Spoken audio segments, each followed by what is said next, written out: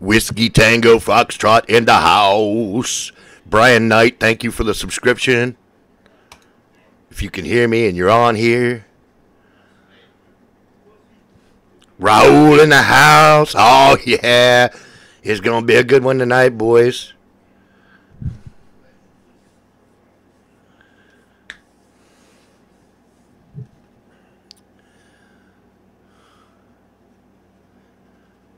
It's good, Pat. Right on, man. That's what I like to hear. That's the kind of enthusiasm I like out of my people. It's good. My body's ready. Bring it on. Hell yeah.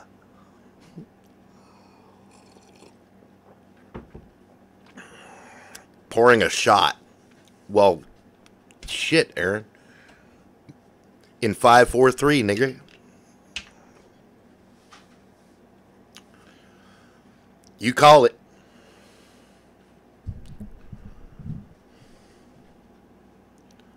Make it happen, Captain.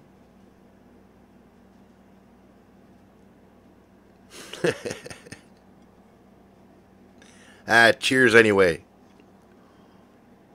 Oh yeah, right out the bottle.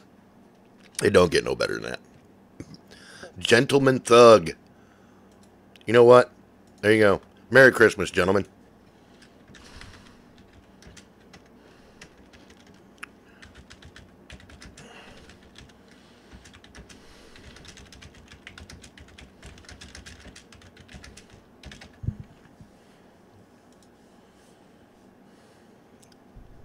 Oh.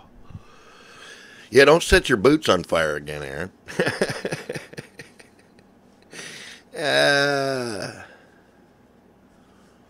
He does seem legit. I think it's a good decision. Yes, the thug is blue.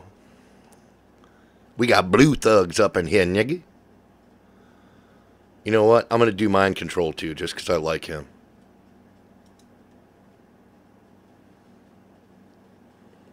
Dirty Harry, what's up, man?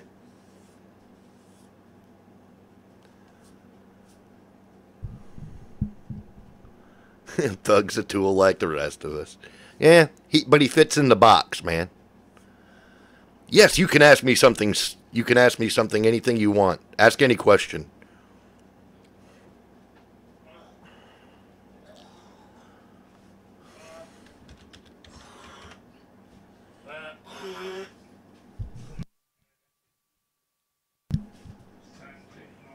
A4000 up in here. Miriam, what's up? Ugh. I'm belching already. That's a bad sign.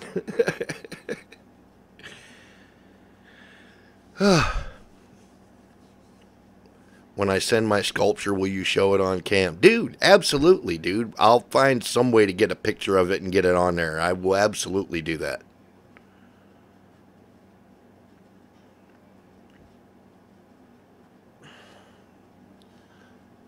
$110%, gentlemen.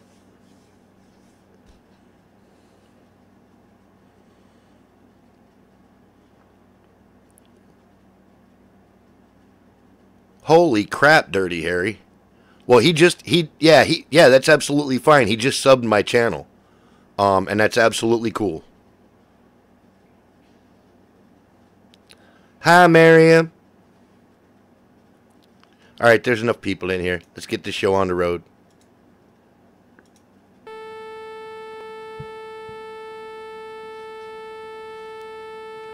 This is yet another emergency broadcast of the Sick Pat Patriot channel.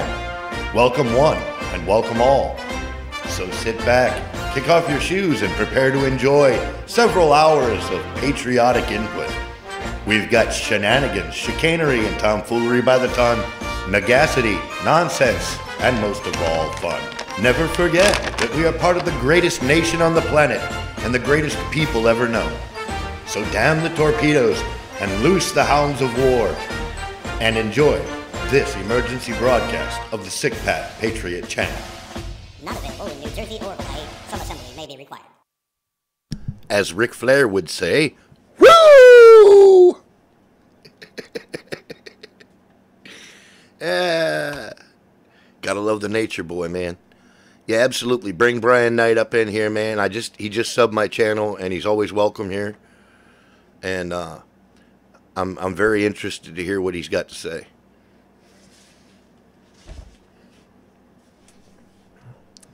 Hell yeah, man. That Nature Boy, though.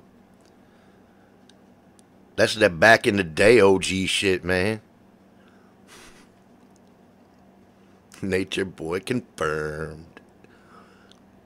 Oh, Rowdy Roddy was the shit, man. He was the best. Talk about a showman, man. That dude put on a show like nobody's business.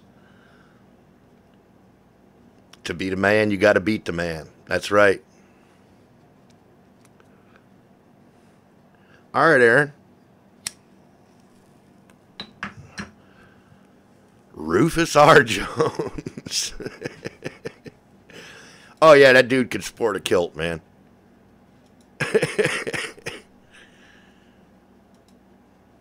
Oh, yeah, Jake the Snake was a classic. But he was never as iconic as Roddy Piper or Nature Boy.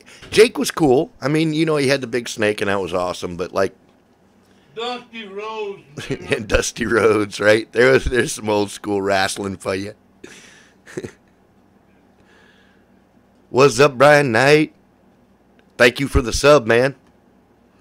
Heard you got yourself into a bit of a scrape, dude. Iron Sheik, Sergeant Slaughter, right? Back in the day shit. Hell yeah. Hell yeah, the whole gang's here. We're waiting to hear your story, dude.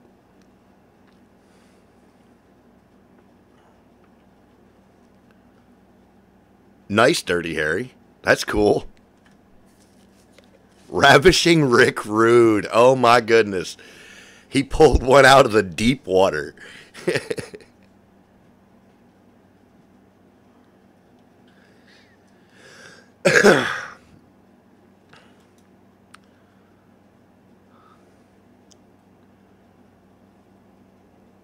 Nah, the Undertaker was kind of a class by himself, though. Nobody else did it like the Undertaker did. He definitely had the showman thing down. Bushwhackers were cool.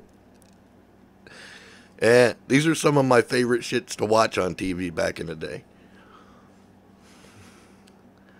The Bushwhackers were awesome. They was Hilljacks. Andre the Giant, right? Yeah, he used to make them he put his ass on their face.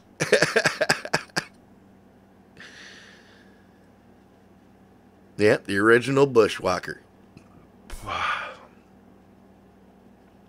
Right on, man. I'm glad to hear you're back. I'm glad to hear everything's at least marginally okay. You're still typing. That's a good sign. I hear you, brother. We got the sneak preview. We heard you were under attack, man.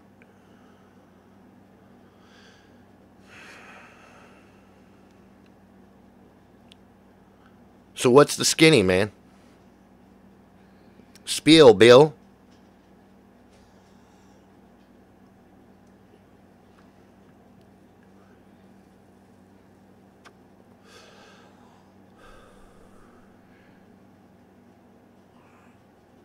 Right on to tires. Thank you for that.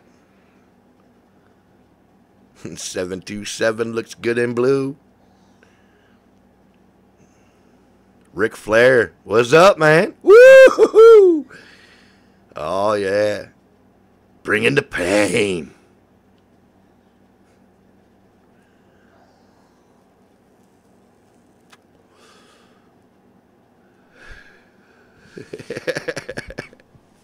The big boss man. Woo chop. Oh my goodness, he threw a chop in on it.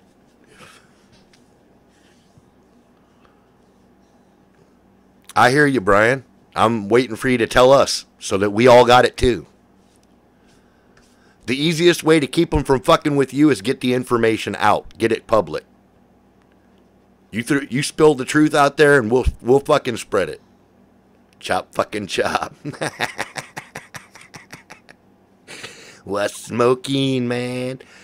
Nothing tonight, actually. I'm waiting on my little package to get here, so I got a little something to smoke. But I'm drinking like a fish.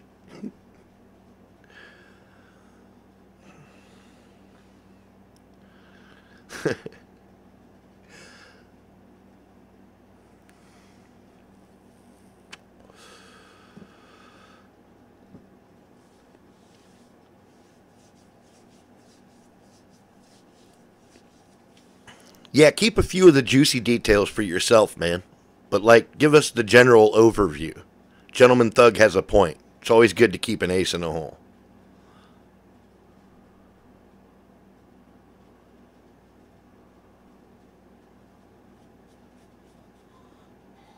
Wow. Attacked by demons. Holy crap, dude.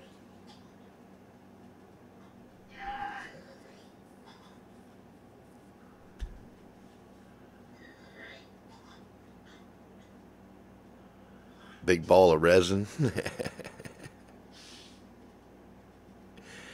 Drive. I ain't driving nowhere, homie. I ain't driving nothing, homie. Hell yeah, spiritual warfare is real.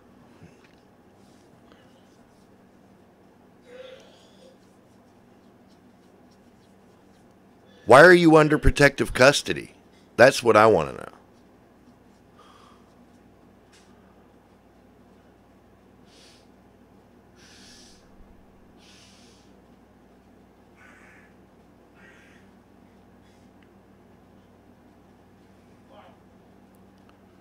Discovered Nibiru and the Nemesis system sucking material off our sun. Okay.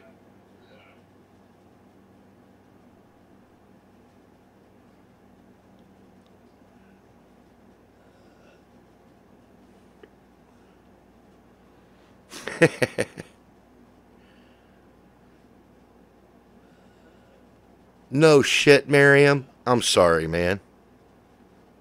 I bet it's deeply disturbing, dude. That's some disturbing shit.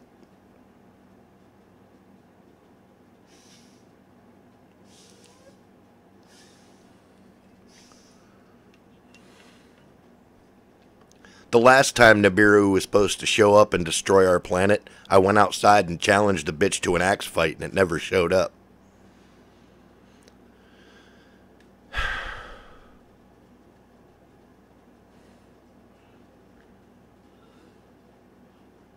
It's hard to find good enemies these days, man. I'm telling you. Can't work under these fucking conditions, I swear to God. Try to axe fight a planet and nobody wants to show up. What kind of shit is that?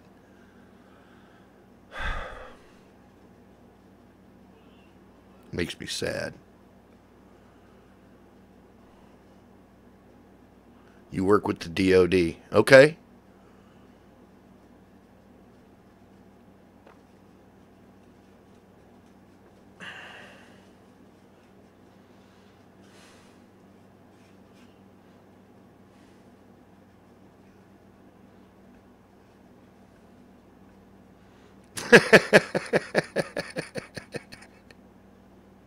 I hear you, Dirty Harry.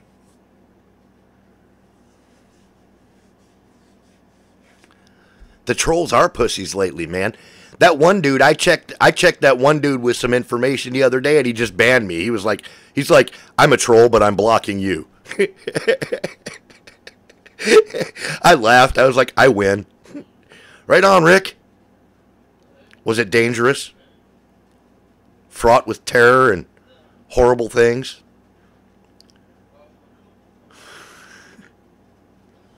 I know, right? Picky ass troll.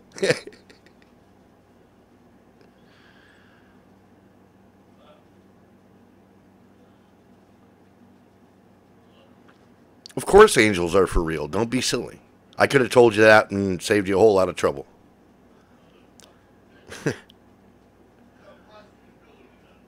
Yeah? You discovered the other realm? Dude, I've been dealing with this shit since I was about 16, man. I'm still not seeing how the feds got involved.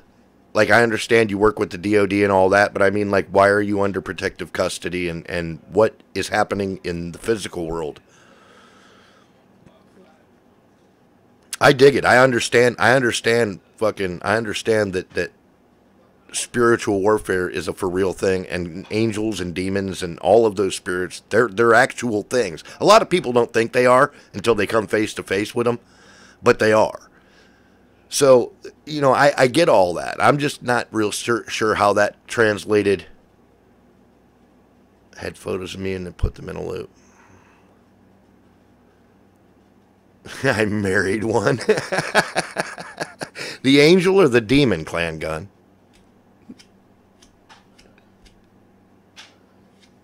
I guess the answer is one what?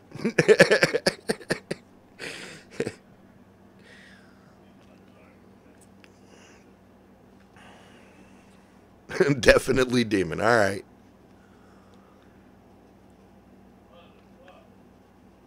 Right on, Whiskey Tango Foxtrot. We love having you around, man. We enjoy your company. I explain it in the videos.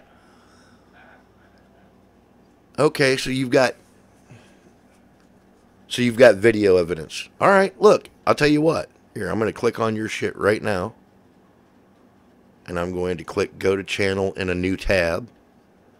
And I'm going to, I just learned how to do that. I'm kind of happy I don't have to leave chat to go check other things now. Well, I not just learned it, but like in the last 6 months, I learned that you could do that. I could go check stuff out. And I am going to sub your channel, since you subbed my channel. And I'm going to check out all of your videos later and see what you got to say, bro.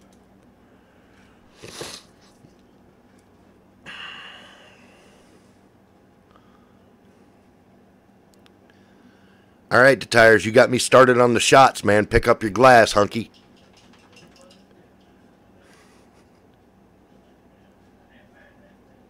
It's going to be one of them nights. Well, if I thought you were looking for likes or views, I wouldn't have subbed your channel, dude. Truthfully. You're all right. We're going to check you out.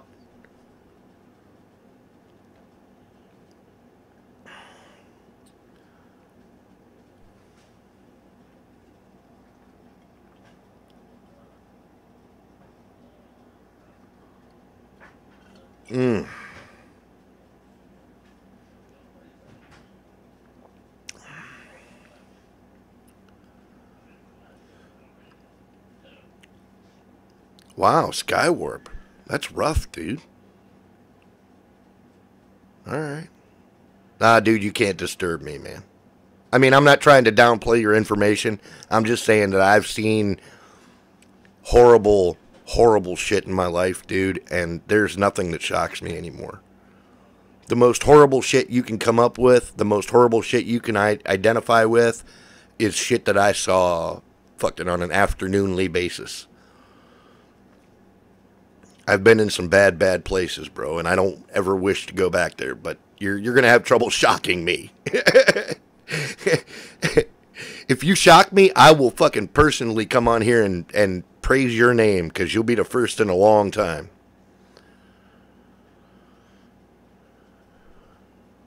Right, Timus? Yeah, there's rules to that shit.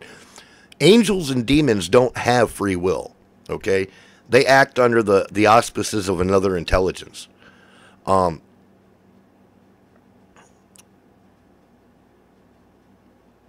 Dirty Harry with the blue AV ain't me.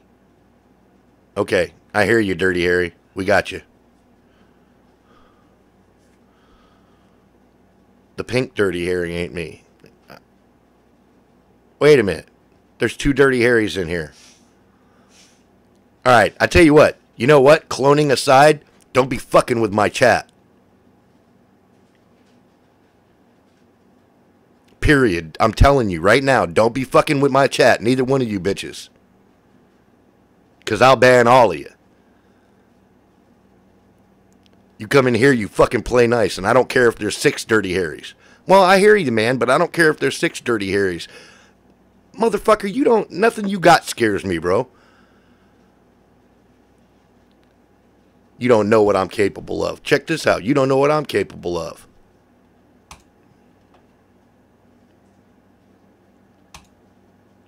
Motherfucker. And if you don't like it, you can come to my house and fight, bitch. You don't fuck with my chat. And you certainly don't fucking threaten me on my chat, you cunt. I don't know what you're capable of. Motherfucker, I'd slap the tutu out your ass.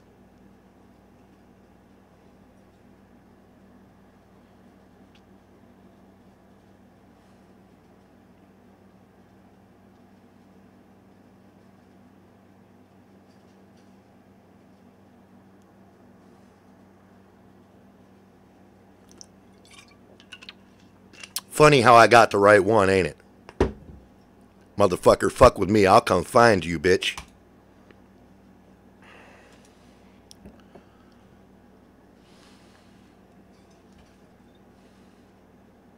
Of course it is.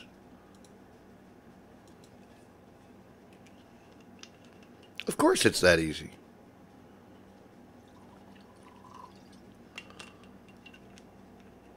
It's just a button. I can push that all night.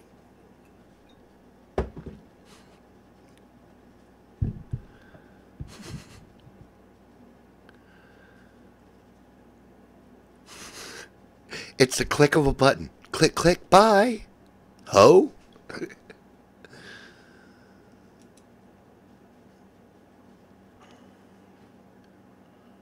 My birthday is 3/24/70. That's 3 days after spring. I can hear angels in God's voice. Right on, man.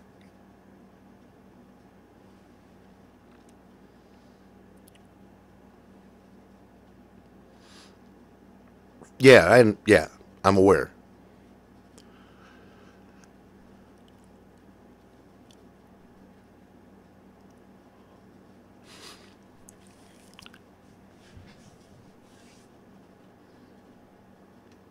Dude, he'd have been fine, but he threatened me. Fuck that dude. Like I said, I don't care if there's 9 Brian Knights or 9 sick Pats in here if you're acting right. If you're in here chatting and hanging and doing right with other people, that's fine. You come in here starting shit, you got a problem with me.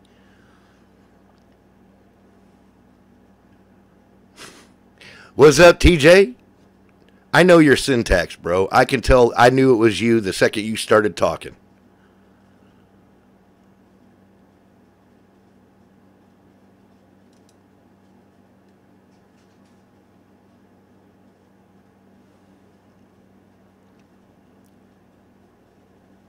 Most of you people, just by the way you talk and the way you type, I can identify you. Even if you change your name, I know who you are.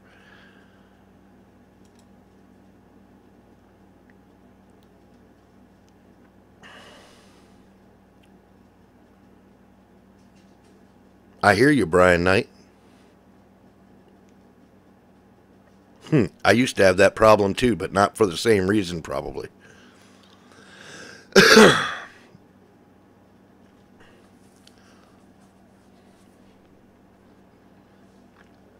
How many AKAs do you have? Probably a bunch, Ric Flair. I don't know you that well.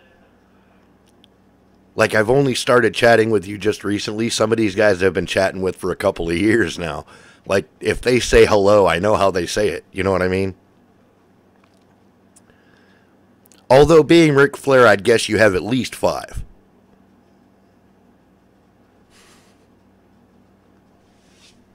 I'm a bad sock puppet.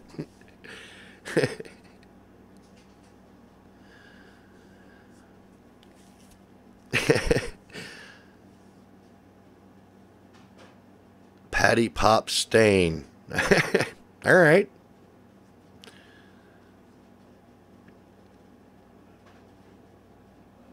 Been on YT shit posting for 5 years-ish. Right on. I hear you, man.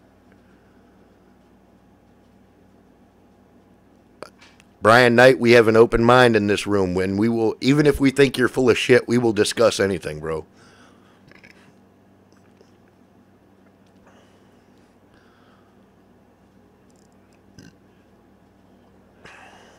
Old Merc chatter, right on.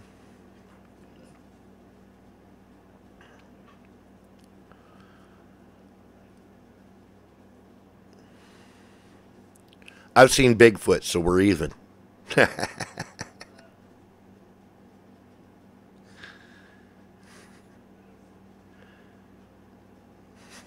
That's right, A4000. We will most politely tell you that you are full of shit.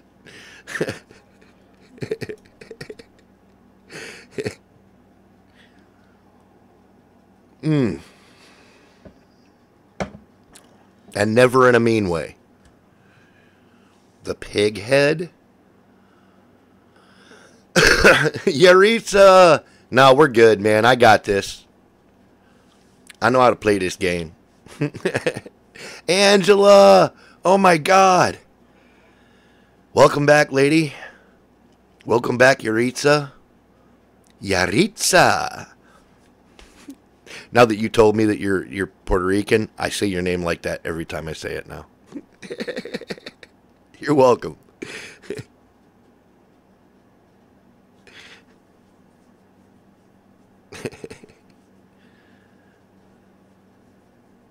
Tim Human back in the house. What's up, man? Damn. You killed my teacher. Why?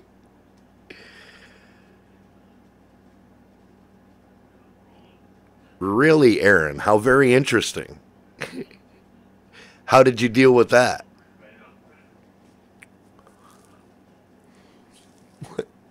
It's cool, Brian Knight. You're all right, man. You're good. Everyone else messes it up. Right on.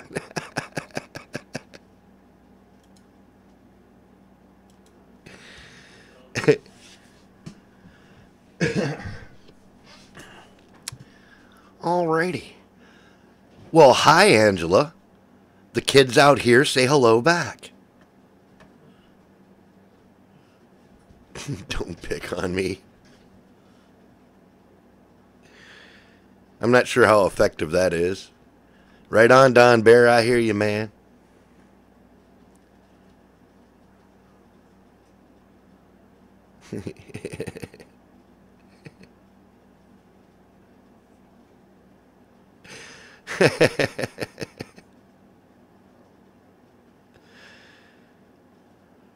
It's hard to tell. It's hard to tell what I say, man.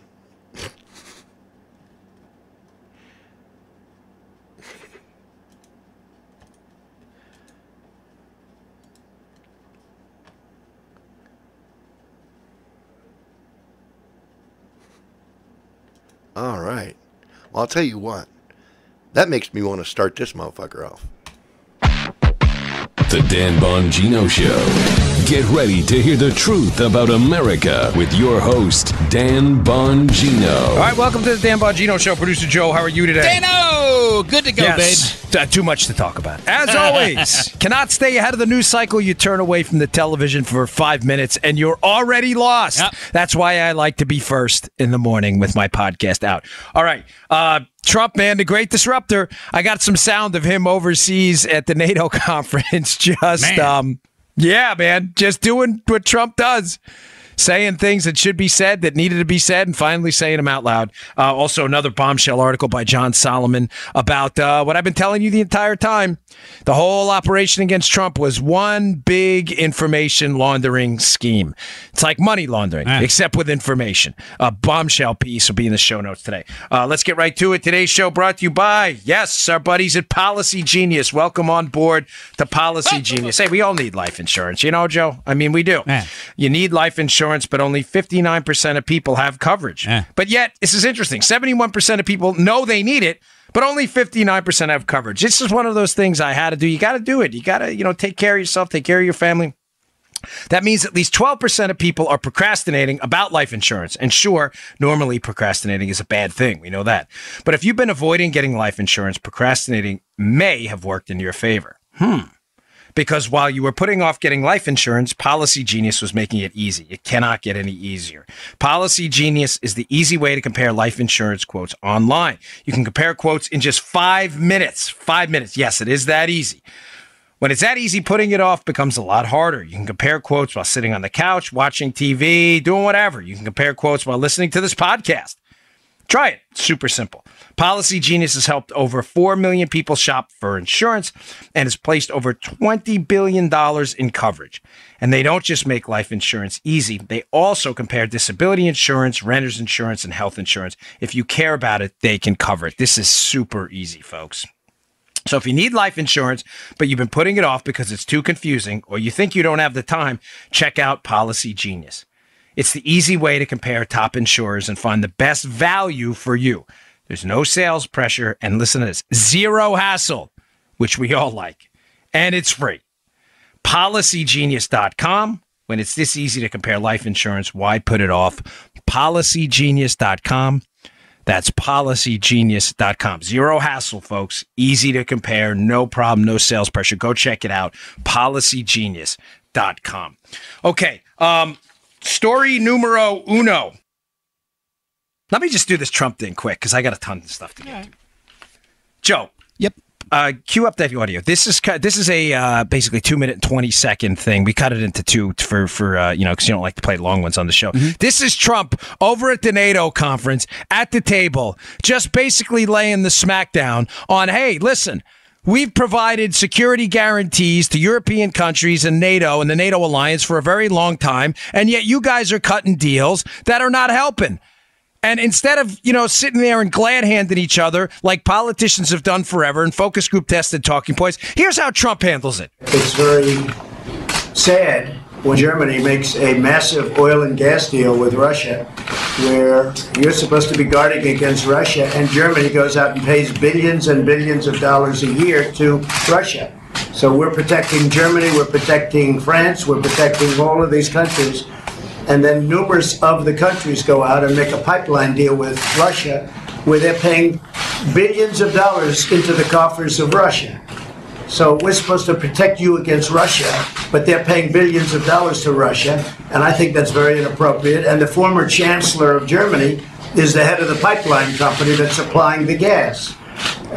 Ultimately, Germany will have almost 70% of their country controlled by Russia with natural gas. So you tell me, is that appropriate? I mean, I've been complaining about this from the time I got in. It should have never been allowed to have happened. But Germany is totally controlled by Russia. The people at that table are sitting there like, Ma! Oh. The meatloaf! They don't know what to do. They're waiting for the meatloaf. They don't know what to do.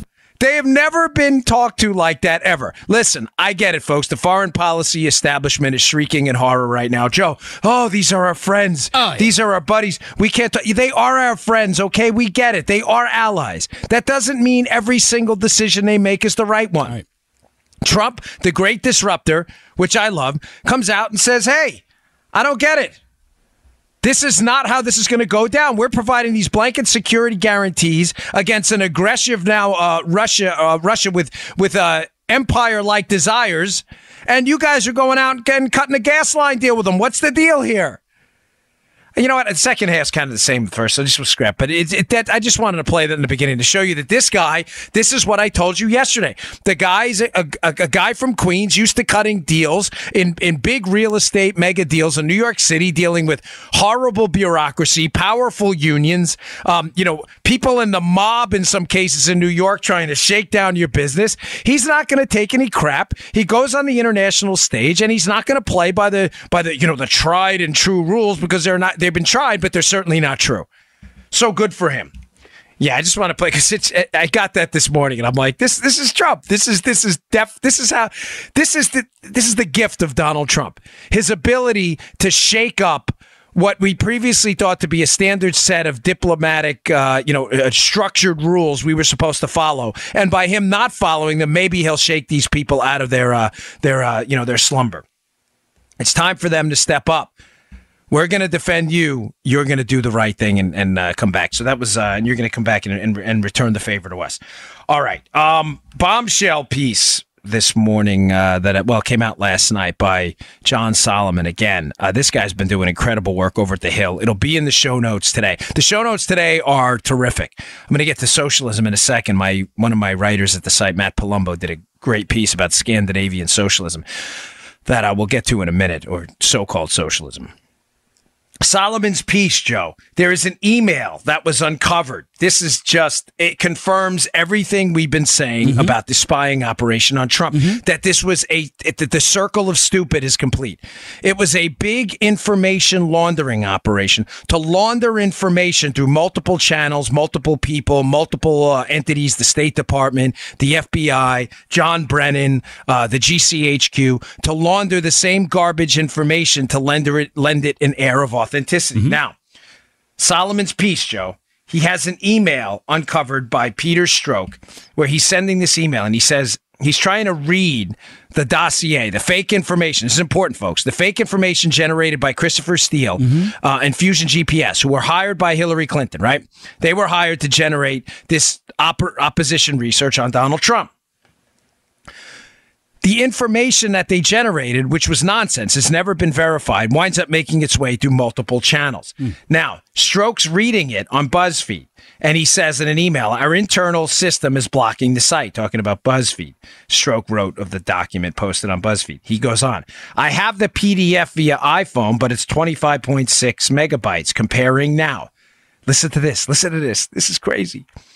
The set is only identical to what McCain had.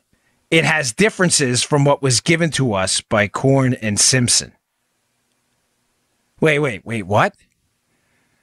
So the information you use from Christopher Steele, this fake dossier that Donald Trump did all this nasty stuff overseas and was cutting deals with the Russians, you now were given to it. It was given to you by multiple people, including McCain, David Korn of far left Mother Jones, and Christopher Simpson from Fusion GPS. The significance of this, folks, is dramatic. This may seem like a small thing. It is not.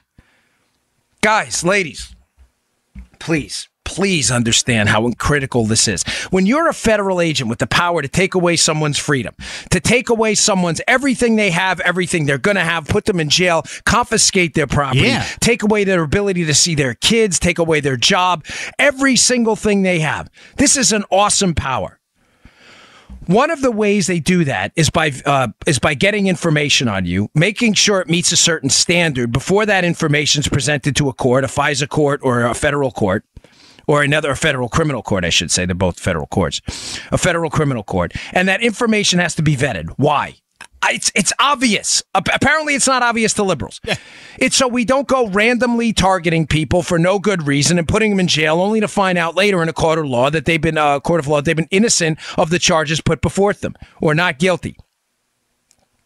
Which is the official. I hate when people say that. He was proven innocent. You're not proven innocent. You're just not guilty. No one's innocent, right? You're not guilty. There's a procedure for that. In the FISA court, the Foreign Intelligence Surveillance Court, which was used to spy on the Trump team, the procedure is a little bit different than it is in the criminal courts at the federal level. I've explained this to you multiple times. But the procedure to vet the information, to make sure we're not politically targeting people or targeting people who are not guilty of the crimes you're alleging, is called the Woods procedure. The Woods procedure is a step-by-step. Who's going to look at this information against Joe? In other words, I have information against Joe that he did this, and this, okay? It's passed to this guy first, and then it's passed to this guy's SAC, his special agent in charge, and then it's passed to the headquarters guy, and then it's passed to FBI headquarters managers on top of that, and then the information sent over to the Department of Justice, and the information starts somewhere near the bottom. It's passed up and vetted through a chain of people. This is to ensure in the Foreign Intelligence Surveillance Court, where the person alleged to have committed this spying infraction, that's what the Foreign Intelligence Surveillance Court is for. He does not, or she does not have the ability to show up in court and defend themselves, unlike the criminal court system. Copy, Joe? So this Woods procedure is designed to be an extra layer to make sure, because that person has no ability to defend themselves, that information damn well better be true before it makes its way to the Foreign Intelligence Surveillance Court. Now, if you listen to my show that I did on Friday, I discussed this whole Woods procedure and how one of the final people on the DOJ side to okay the information before it makes its way into the Foreign Intelligence Surveillance Court to spy on them was John Carlin. John Carlin was Bob Mueller's old chief of staff. John Carlin resigns right around election time in that period, and he does it kind of quickly. Now, could have just been that it was, saw the writing on the wall and left. But isn't it awfully convenient that the guy brought in to investigate the Trump team and keep the attention on the Trump team and away from the failures of the DOJ and the FBI to properly vet the Trump spying operation, which turned out to be a complete debacle? Isn't it interesting that Mueller's brought on board to do that, to keep the attention on Trump and keep away from people, by the way, he was involved with? He knows Carlin. Carlin was his chief of staff. Now, this Solomon piece is important, folks, because it shows you how they used one set of nonsensical information, but how they made it appear by laundering that information that the information was credible. It appears what they did is, to quote Solomon, they had multiple, quote, emissaries that brought this information to the FBI. And the information they brought to the FBI, even though it was from the same source, Joe, made it appear that it was authentic and it was genuine because it was coming from so many people. Right. David Korn at Mother Jones, Simpson at Fusion GPS, according to the piece, John McCain's staff. Let me give you an analogy of the real world so you understand how devastating this is. Let's say I'm targeting Joe Armacost right now because I'm running against him for a congressional seat in Maryland, whatever it may be. Joe's my opponent. Yep. On the Democrat side, I'm the Republican. If I have connections that can get information to the FBI, I know people, right? Mm-hmm. I can get a source to make up information about Joe. Now, if it's just me saying it, it's going to become crystal clear that this was a political attack, and the FBI most likely is not going to put their own butts on the line for this investigation. Right. They're going to discard it and go, hey, we got information that Armacost is an international arms dealer, but it came from Bongino, who's running against him. So, listen, let's take this all with a grain of salt. Yeah. Get it? Yeah. But let's say what I do is I then pass the information to Bob, right? I tell Bob, who knows an FBI agent, hey, go to your FBI agent friend and give this to him. I then pass the information to Tony. I say, hey, you got another FBI agent friend? Go pass this to him too. I then give the information to Sam, and I tell Sam to do the exact same thing. All of a sudden, the FBI is getting all these tips about Joe being an international arms dealer. But what's the catch, Joe? It's all from the same person. Right. Now we can confirm this based on this explosive email yesterday that Strzok is actually acknowledging that the information stream, although from the same original source, was coming from multiple emissaries, giving it a patina of authenticity that was never there. Folks, this is important. This is critical. This is why in law enforcement, and if you read the work of Andy McCarthy at National Review, he has hammered this point home repeatedly over and over. This is why in law enforcement, there is no vicarious credibility. Let me explain that for a second. If I relay information to the FBI, but I get the information from Bob, it's not my information.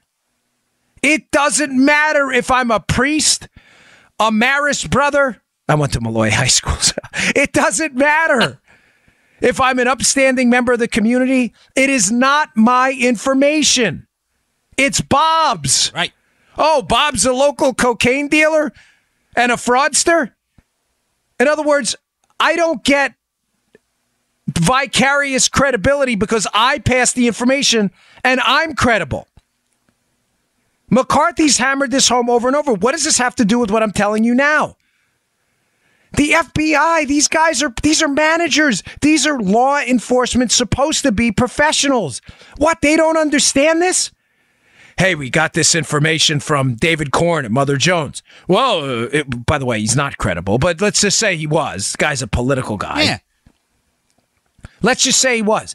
Hey, we got the information from John McCain. Well, he's credible. He's a U.S. Senator. Hey, we got the information from Chris Simpson at Fusion GPS, who got it from an MI6 former spy, Christopher Steele, and we worked with him before. He's credible. It's not their information. It doesn't matter. There is no vicarious credibility. I can't emphasize to you this point enough. If vicarious credibility was a real thing, All you'd have to do as a political opponent of someone you wanted to take down politically was go find a priest or someone with a sterling reputation somewhere, get him to pass the information to the FBI, and we could open FISA court cases to spy on anyone. Mm-hmm. Ladies and gentlemen, this was an information laundering operation at the highest levels. Are we missing this? I don't know what that is on account of being dull. I mean, did you miss that? Did anybody at the FBI, Joe, think to say, hey, Dave, Chris, Glenn Simpson, where did you guys all get this? They all got it from the same person. This is so like Mr. Rogers. Like, I mean, it's basic, like kindergarten level stuff. Yeah. How did they miss this? This is a really critical piece. Read it. It's a short piece. Wow. It's in the show notes today at The Hill. Whoa. I want to strongly encourage you to do it. And also, it ties into this is the whole purpose of the Mueller probe. To keep this thing, all of these missteps, screw-ups in the DOJ and the FBI, I believe the Mueller probe, the entire purpose of the Mueller probe now, is to rescue the reputation of the DOJ and FBI. That's it. I know some of you were a little confused last week when I said, and you know, his real goal is not to save the reputation of Hillary Clinton, it's to save the DOJ and the FBI. I'm not suggesting to you he's not trying to save the reputation of Hillary Clinton. I don't know that. Mm-hmm. He may very well be. And based on what I've told you before, I find it awfully odd that Mueller's investigating people with significant ties to the Clinton investigation, but investigating them for loose at best ties to Trump. I think it's to keep them quiet about their ties to Hillary. But I don't believe it's because his first goal is trying to save Hillary. I believe it's because the Hillary Clinton Foundation debacle and these perceived pay-for-play interactions are so devastating to the DOJ and FBI that allowed it to go on, that his primary goal, Joe, is to save the reputation of the DOJ and FBI first. Also, when it came to the Woods procedure and the failure to do even basic vetting of this information. This is unbelievably troubling stuff. All right. It's a busy news day, so I got a lot to get to. I want to move on to just something on Flynn quick, on the Flynn case, and I got another piece in the show notes about that, too. Today's show also brought to you by buddies at Brickhouse Nutrition. I love Brickhouse, big supporter. They got some of the best nutrition products on the market. The feedback's been great. Miles over there, who runs the company, loves his customers. He puts a lot of handwritten notes in the orders. I'm not kidding, which must take him an inordinate amount of time, but I know Miles loves his customers. One of the products I want to talk about today from Brickhouse Nutrition is Field of Greens. It's a terrific product. Folks, we all know fruits and vegetables are the key to a healthy lifestyle. I mean, does anybody dispute that? The nutrients, the micronutrients in these fruits and vegetables, they are the key to, good cognition, good health. We have to eat your doctor tells you that. Your nutritionist tells you that. Everybody tells you that. So the question I have to ask you is, why don't you do it? Why don't you do it? And the answer is, it's inconvenient. I get it. Fruits and vegetables are perishable in many cases if you don't get the canned ones, if you don't get the frozen ones. And some people don't have the time to cook them all. Well, I have the solution for you right here. Lickety split. Field of Greens. It is real food. This is an extract. This is healthy, high-quality fruits and vegetables ground up into an easy-to-consume powder. You throw it in some juice. You put it in some water. I put it in green tea a lot. It tastes delicious, and it's ground up high-quality fruits and vegetables. You'll get servings of fruits and vegetables in a cup. You don't have to worry about preparing those fruits and vegetables. Now, if you want to do that too, that's great. But this is your insurance policy to make sure you're getting those life-enhancing nutrients from those fruits and vegetables in your diet every day. I've never felt better since I started taking it. I love this stuff. I give it to my kids, my wife. We go through jars of it by the week. It's called Field of Greens. Can't recommend it enough. Go to brickhousenutrition.com/Dan. That's brickhousenutrition.com/Dan.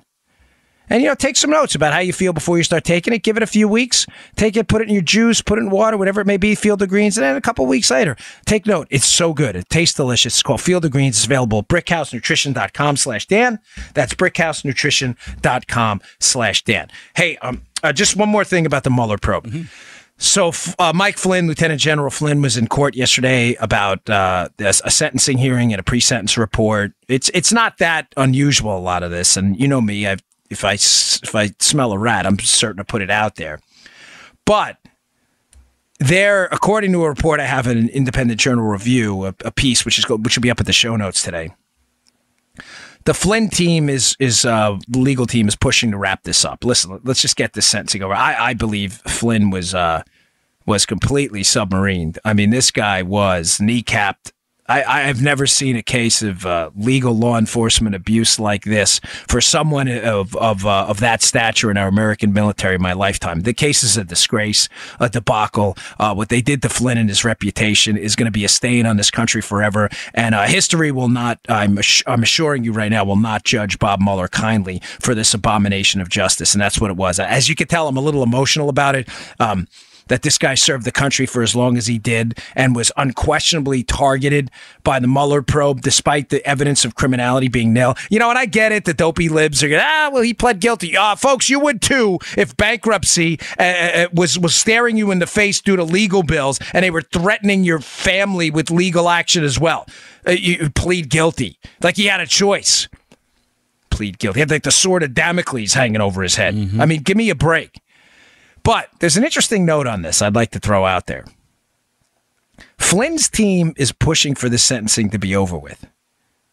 But what's interesting is the Mueller probe, the Mueller team, they're kind of like, not so fast. I got a little bit of a theory on this. I think the Mueller probe's in a world of trouble when it comes to Flynn. And here's why, Joe.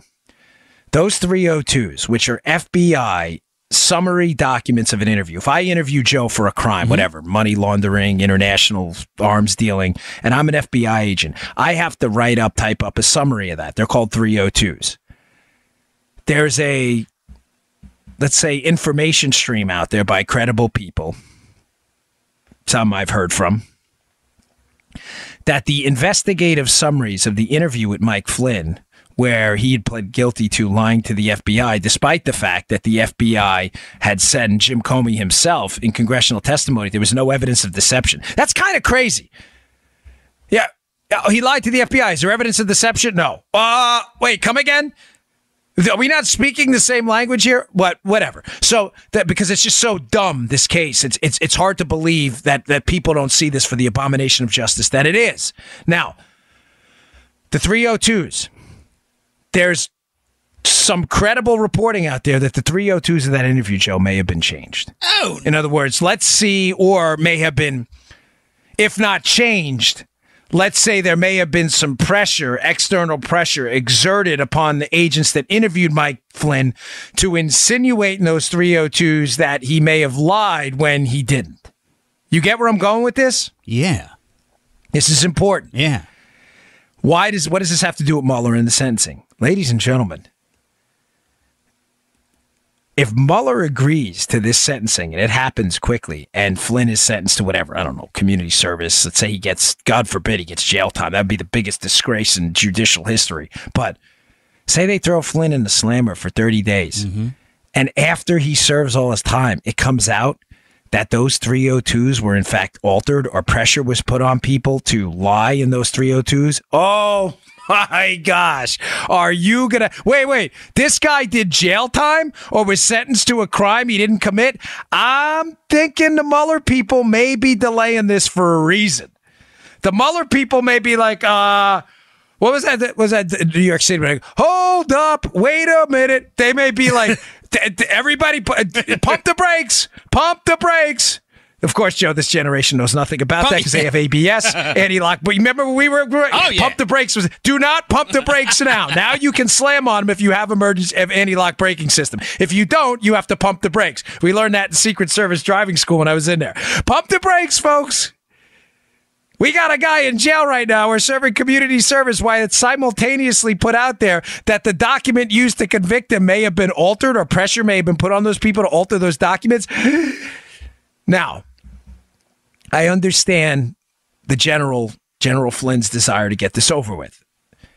It has been, can you imagine the nightmare? His family, he's had to sell his home. This is, like I said, it's a stain on American history that this has happened to this American patriot. I understand it. But I'm not so sure the Mueller folks are telling you the whole story. I'm serious, folks. I think they know that Inspector General report from Horowitz may be onto something. And that something may be that the documents they're using to get this guy to plead and then to sentence him may not be 100% authentic. Oh boy, would that be a problem? I was telling my wife last night, remember those Goya? Come on, Goya. Oh boy. Remember that? Oh boy. Wait, we got a dude in jail right now? And it turns out the documents, it was pressure to alter them? Oh man. Not good, folks. So read the IJ reports in the show notes today. He apparently wants it sped up. Mueller's like, hey, bump those brakes. Listen, I'm not a big fan of Mueller, but he ain't stupid. I think he smells something's up here. Okay, let's see. We did Trump the Disruptor, the information laundering operation, Flynn and the 302s. What are we doing? All right.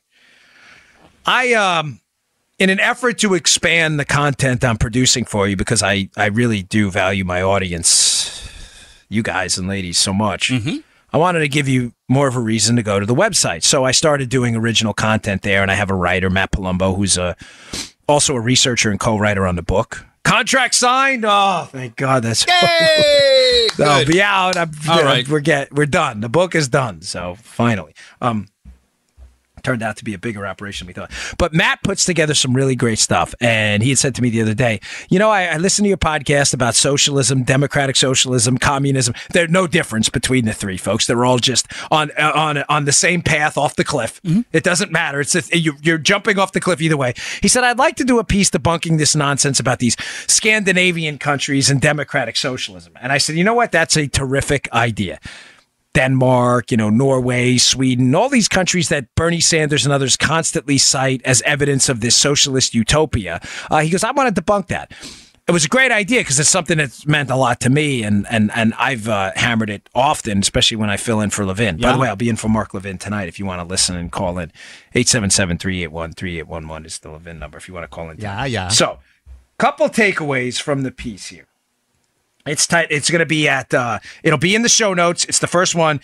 It's entitled, Does Socialism Work in Scandinavia? Part 1. It's going to be a two-parter. It'll be the first story in the show notes. Subscribe to my email list. It'll be there. But if not, just go to bongino.com and click on the show notes and you'll see it there. It starts out, he hits 3 main points. One, he makes the point that they are not, in fact, socialist countries. When you're talking about Denmark, when you're talking about Norway, and you're talking about Sweden, folks, they are not socialist countries in the definition of the word socialism. Socialism is the government control of the means of production.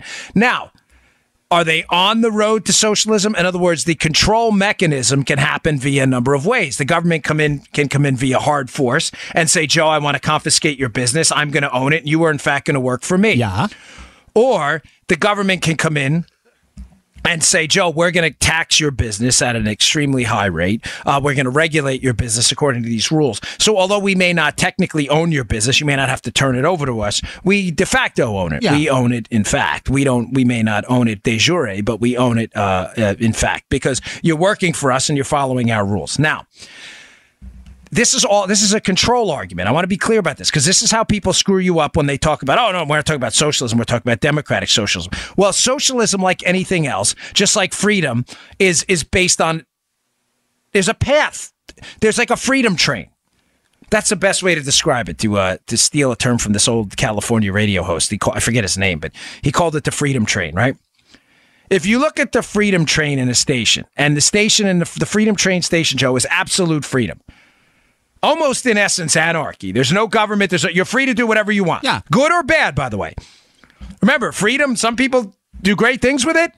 Capitalism, entrepreneurship. Some people go out and murder other people and kidnap and kill. I mean, that's just a fact. Now, these are degrees. Now, imagine at one end you have the freedom train in the freedom station. Again, absolute freedom, Joe. No government, no nothing, no controls. Right. I think we all realize that's not effective. Federalist 51, right? If men were angels, right, we wouldn't need government. Yeah. And if there were angels in government, we wouldn't need controls on government either, right? Federalist 51 is great for that.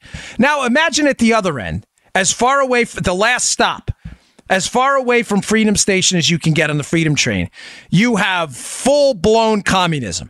Government control of everything. Police state tyranny at its worst. The government owns everything. All the means of production owns the people. There's no voting. There's no nothing.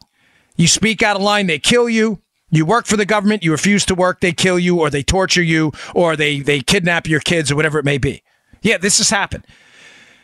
There are systems of government around the world that are farther away from the freedom train than others, and there are some like North Korea that are all the way away from the freedom train.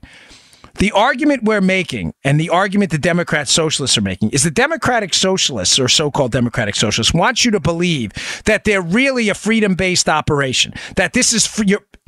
That's why they use the word free. It's, we're going to have free school, we're going to have free healthcare. What they don't tell you is they're actually moving farther away from the freedom station, because what they're doing is they're forcing you to work, not for yourself, but for other people. Because nothing's free.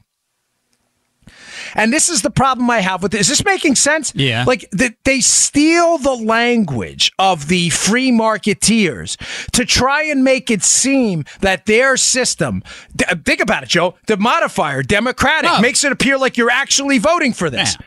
But there is no difference between political and economic freedom. As I said frequently last week, it doesn't matter who you can vote for if whoever you vote for is entitled to take away your stuff, Which right? dictator do we like this week? Yeah, that's right. Wait, is it dictator A, dictator B, or dictator C? It doesn't matter. They're all dictators. Right. There is no significant difference between political and economic freedom, and vice versa. If you have no economic freedom and you're working for the government, you're taxed and regulated to death, does it really matter who the government is at any given point? No, they have the power to take your stuff. It works either way.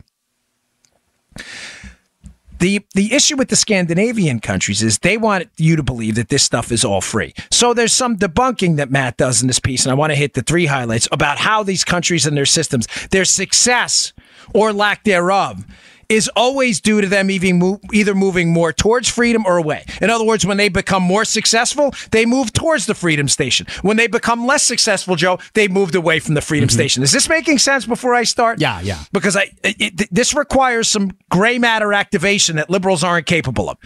When Scandinavian countries have been very successful, they've been moving towards the freedom station. As they become less successful, they've been moving away from the freedom station. He does this via 3 points. Point number 1. Let's see. What was point? Oh, here we go. Got him high. Sorry, I had to scroll down. Scandinavia's economic success predates the era of high taxes and big government. Kevin Williamson hits this in one of his books, too, and he's absolutely right. Scandinavia's rich today. But they're rich in spite of their government policies, big government policies, not because of them. Now, Matt has some great charts on this that I strongly encourage you to look at.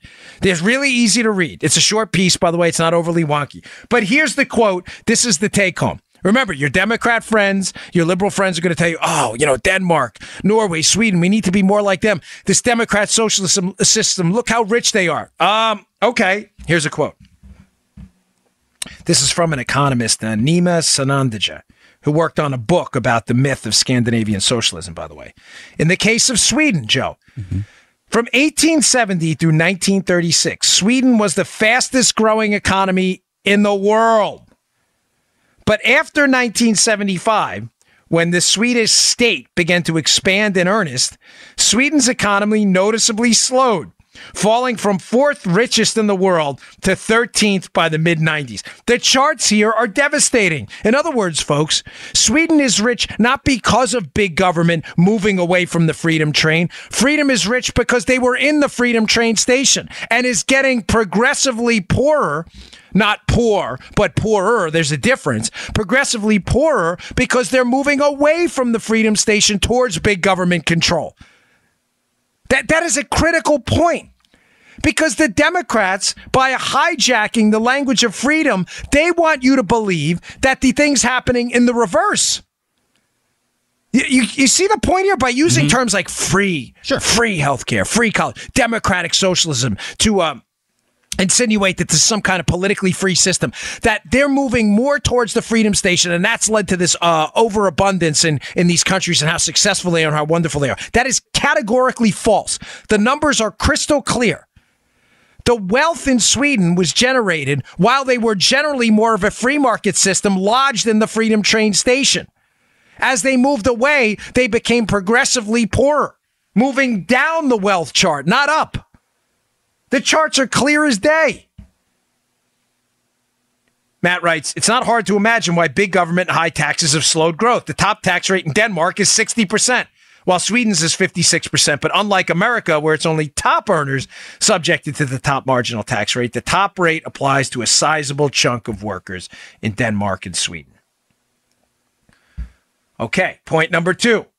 This is my favorite point ever. Again, another point Williamson makes in his book, was it The Idiot's Guide to Socialism or something? But this is a great one, and Matt does a really terrific job. Please read this piece and send it to all of your friends. I get it. It's on my website. Listen, folks, do what you... I can't help it. I'm trying to give you guys content. I'm not trying to, hijack clicks or anything. But this is such a good piece. Matt did such a great job on it. Point number 2. So again, point number 1, as Scandinavia has grown, its government has become poorer, not richer. The Scandinavian countries. 2, Scandinavians are wealthier in low-tax America. This is one of my favorite points. Swedes in Sweden are poorer than Swedes in America. Same for Danes and others.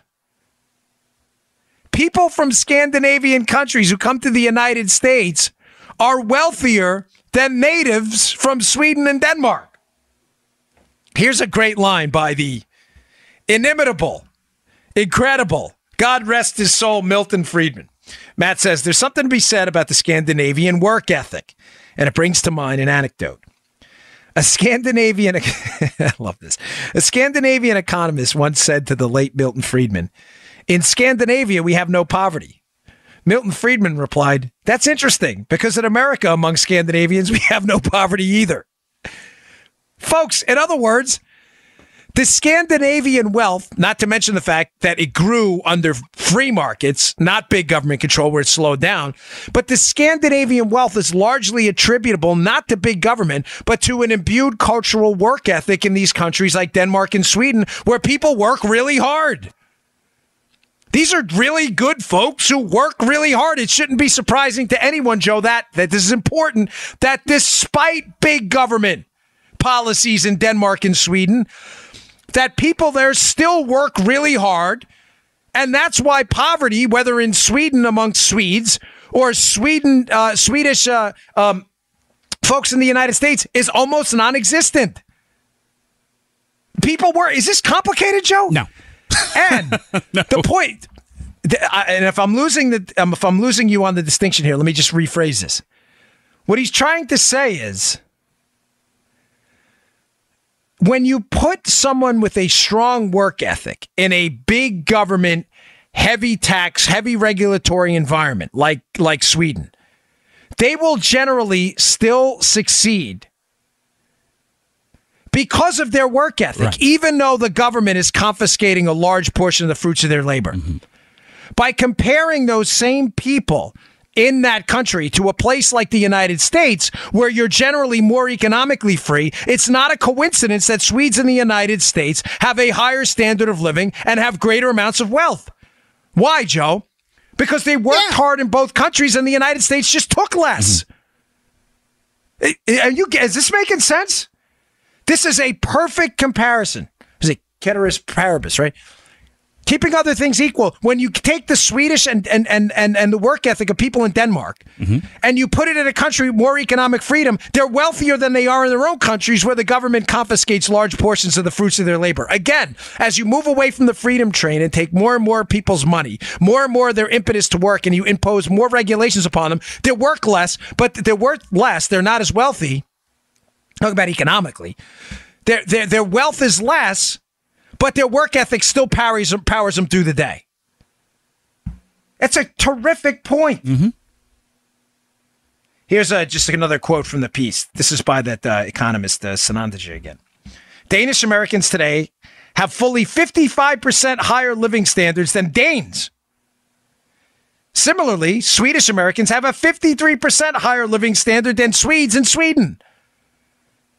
That's the point. They work hard. Newsflash, you take less of their stuff, they'll be wealthier. Okay, point number 3. Despite high personal taxes, Scandinavia is incredibly business friendly. Now, this just hammers home that point I'm trying to make again, because your democratic socialist friends may say, well, Dan, even though the growth periods where Sweden built up its wealth were largely under a free market entrepreneurial system. Yeah. They're still relatively prosperous despite big government. Therefore, big government doesn't really hurt that bad when you think it all through. Folks, there's a reason, not just the Scandinavian work ethic that matters, but Sweden has a corporate tax rate extremely competitive on the world stage. So does Denmark. Denmark taxes corporations at 24.5%, Norway 27%, Sweden only 22%. That's only a point above us right now after the Donald Trump Republican tax cuts. In other words, it's not just their work ethic that's powering them through the obstruction of big government confiscating the fruits of their labor. Mm-hmm. It's the fact that there's a bit of a trade-off here, folks. Although on the personal side, yes, there are very high, nearly confiscatory income tax rates on people's individual income, Joe. The relatively low, relatively compared to the rest of the world, business tax rates still make the business environment pretty friendly for you to operate a business in Sweden, even though your personal wealth is going to take a bit of a hit. It is that trade-off that has enabled them, despite the freedom train moving away from the freedom station, it slowed it down a little bit, so it's not, on this too far down the path to rescue path where you start teetering towards communism and full-blown socialism. It's not the story the liberals are painting. The mosaic they're putting together for you is not accurate, folks. Big government in Sweden has been an obstruction. They've had to alleviate some of the problems caused by big government heavy taxation by making it more business friendly to keep the growth rate going, even though the growth rate is not what it was before the explosion in big government in 1975. These are irrefutable arguments based on facts and historical data. Listen, interpret them all you want, but the facts don't change. Please read the piece. It's the first story in the show notes today. I can't encourage you enough to take a look at it. It's really important because I only bring it up because this Ocasio-Cortez and, the Bernie Sanders revolution and stuff, if we let this information take hold with our impressionable 16 to 24-year-olds, they're going to actually believe a system that's led to the torture, death, killing, and starvation of hundreds of millions of people could be effective here in the United States. It's nothing but a propaganda operation. It's really upsetting. Okay, got a couple more stories to get to. Last one here. ExpressVPN. Hey, I got a lot of positive feedback since our last read on them. Hey, you're being tracked, right, on the internet. Joe, you know that. No, absolutely. Everybody's being tracked out there. It's the worst. Yeah. You are being tracked. Yes, you're being tracked. Stinks. Mobile carriers, ISPs, internet service providers, and potentially hackers all have access to your web history and internet data. I hate that. How can ExpressVPN help? ExpressVPN encrypts your traffic and sensitive data while masking your IP address, concealing your online activity from everyone. Good. I don't want people, especially after this metadata scandal, I don't want people checking out all my stuff. Sheesh. With all this news lately about data hacks and breaches, it's hard for me to not worry about my digital privacy. No matter what you do online, your mobile carrier, internet service provider are tracking it all. Comcast, Verizon, Time Warner, the list goes on and on and on. Companies like these have a record of every single thing you do, every website you visit, every email you send. It's ridiculous. So that's why I decided to take back my privacy by using ExpressVPN. This is super easy to set up too. These days, I don't use the internet without it. With ExpressVPN, my internet data is encrypted. My IP address is hidden. ExpressVPN costs less than $7 a month, and it's rated the #1 VPN service by TechRadar and dozens of expert reviewers. ExpressVPN has easy-to-use apps. They run seamlessly in the background of your computer, your phone, your tablet. You won't even know they're there. Turning on ExpressVPN protection only takes a click. This is super easy. I'm no tech wizard. I figured it out right quick. No matter what you do online, whether you have something to hide or think that you don't, ExpressVPN is for you. If you're on unsecure Wi-Fi and want to keep hackers and spies from seeing your data, ExpressVPN's for you. And if you don't want providers like Verizon recording your entire online history and then selling it to the world, ExpressVPN, it's for you. To take back your internet privacy today and find out how you can get 3 months free, go to expressvpn.com/Bongino.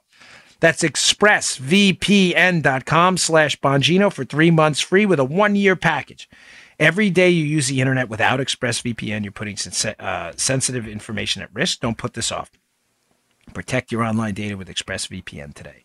Visit expressvpn.com/Bongino to learn more. Okay. Two things I want to just address. So, you're not wasting your time here on the show. I like to go back and not necessarily pat myself on the back. That would be kind of a jerk move. But just to assure you that I do my homework and I'm not trying to spin your wheels on stuff. Joe, what did I say about the separations at the border, the immigration thing and Trump's executive order a couple weeks ago? Do you remember the show we did on that where I said to you, listen, I'm not one of these guys where I think Trump's always playing this four-dimensional I remember chess game. But there are times I'm absolutely sure that he is just dunking on the left in the media. He's dunking on him. Yeah. He's dunking. He's pulling a LeBron James on him. He is dunking on their heads left and right. I even said it on Fox last night. The executive order on separations at the border was unquestionably a dunk on the libs in the media. Let me just give you a little update on what happened and where I was with it to show you that when I predicted this 2 weeks ago, I was right, as if on cue. I remember. Yeah. The Democrats wanted a political issue to hammer Trump with. They saw that these kids were being separated from their parents who had crossed the border illegally. By the way, the easiest way to not be separated from your child when crossing the border illegally, Joe, is not to cross the border illegally, which guarantees you will never be separated. Just a note. But the Democrats' talking point, because they love to use children as political pawns, they love it, was this is a Trump rule. Trump is a cruel and unusual human being. He is purposely ripping these children out of the hands of their parents. This Trump is an awful guy. He did it. He did it. There is no law stopping him here. He made this up. This is a Trump policy. I told you on the show that was, in fact, a myth. Right. That's not true. There was a judicial consent decree called the Flores Decree. The Flores Decree said the government cannot hold children in detention for more than roughly a couple weeks. After that, the children have to be let out. The parents who crossed the border illegally, and in many cases committed a crime, if they did it multiple times, a potential felony, cannot be let out in many cases because we don't know that they're going to return. They're in the country illegally. Matter of fact, if you catch them and release them under the prior catch and release, a large swath of them never did return, which is a de facto open border policy. Is this making sense, Joe? Yeah. The Democrats, this is not a new policy. Right. The Obama administration to, quote, unite children and families who came into the country illegally would just let people who crossed the border illegally out. Most of them never returned. In other words, they just walked into the country and did what they wanted to do. Adios. See you later. I said that this was not a Trump era policy. Now, the pressure got to be a bit overwhelming. So Trump, in what again I insist was a four-dimensional chess maneuver. And again, I'm on one of these, I don't do golden calf stuff. He signs an executive order asking the Department of Justice to say, hey, we're going to try to reunite families and we want to challenge this Flores consent decree. Now try to follow me here, what he was doing, because it was it was such a slick move. I want to high five the guy. He knows when he signs this executive order, hey, we're going to reunite children and families. He knows he can't. You're getting this, right? He knows he has no power as the executive to rewrite the judicial decree. He doesn't. But he signs an executive order asking the DOJ to challenge it, knowing what? That the libs and the media who insisted for a month that it was Trump who was making this policy up himself, they were now going to have to acknowledge when the inevitable lawsuit came that it wasn't in fact Trump, that this Flores decree existed way before Trump took office. Because why? Someone was going to sue over it. Ding, ding, ding. As if on cue, I have an article by Fox News in the show notes today about what? A federal judge refusing to change the Flores decree so that families can be detained together. Refusing to change it per, Joe, the administration's request. Whoa. Oh. Wait, what? Okay, let's follow now. Rewind. Rewind the tape. Get the pencil out. The older folks know that. Younger kids, you have no idea what we're talking about. Democrats' talking point. Trump's ripping these kids from their parents' arms. It's his policy. Trump's response. It's not our policy. It's a judicial decree saying that these kids have to be let out, and therefore we'll put them with some responsible person. But the parents can't be let out. It's not our fault. Media, you're lying. You did this. Trump, okay. Say hello to my little friend, this executive order. He puts out an executive order basically asking his Department of Justice to ask a judge to challenge this consent decree. The judge comes back, per the administration's request, says, no, this law is in effect. This Flores consent decree does in fact exist. Now, as I told you, where's the media on this story? Of course, nowhere. But you should be asking your friends, if there was no law before this, and Trump made up this law, ripping kids from their parents, then why is the judge refusing to change the law the media told us didn't exist? How does that happen? Joe, you tracking me, brother? Oh, yes, I am. There's no law. Nope. Really? Because a judge just said, as per Donald Trump's administration's request, no, there is a law. It's called the Flores consent decree. Where's the media on this? Where's the Chiron on CNN? Trump asks separation law that predated Trump to be changed, and federal judge says no, despite the fact that Democrats told us for a month now that no law exists, and Trump made it up. He won again. I'm telling you, he's dunking on these idiots on every single day now. The polls have turned against the Democrats on immigration. The polls have turned against them just about everywhere because they keep lying and making stuff up in these fake outrage campaigns where this guy in the White House turns around and again, it's not even like it's a dunk from the free throw line like Michael Jordan used to do. He embarrasses these idiots over and over. Read the Fox News story. I'm only bringing it up again today, despite the heavy news cycle, because I don't want you to think you're wasting your time here. I told you 2 weeks ago, go listen to the show. I told you 2 weeks ago this was going to happen, that somebody was going to sue, that there was going to be some kind of legal court action, and in the court action, a judge was going to be forced to recognize that, yes, a law existed before Donald Trump that says Trump has to do this. Oh, boy. And today, there we go. I told you. This is one of those Nelson Muntz moments. Trump wins again. Again, the topic's not funny, folks. I don't mean to joke around about that. I'm really not trying to make light of it. I'm trying to make light of the stupidity of the liberal media and how Trump just slams them all the time. He beats them at their own game. Did they not think that the lies were going to catch up with them? Were they somehow they thought they were going to get Trump to cave and make up a story? He always knew there was a law. He's not stupid. Okay. Sometimes you have to toot your own horn. Sometimes you do. Sometimes you do. Mogul. I think that's the Secret Service name. You love that one. Yeah, I do. Of all Joe's favorite, he loves that one. I do. He plays that one all the time. Because you won't do it. You hate to do that, blow your own horn, and just the president telling you it's okay, Dan. Joe's played that 4 or 5 times, which for Joe, we usually, we try to switch up the drops because we don't want to bore you with stuff. You know me, I'm like, when I get obsessed with one, I'll play it all the time. Like the mom, where's the meatloaf? I can't play. I'd play that 3-4 times a show if I could. But Joe, as a good executive producer, kind of knows when I need to wrap it up. He knows my tendencies to go overboard sometimes. Too. But you love that Trump one. I do. I thought they were great. All right, 2 quick news stories you need to hear about before we roll here. The Janus case, which was the Supreme Court case, which was devastating to the forced joining of public sector unions through agency fees. I described the case last week.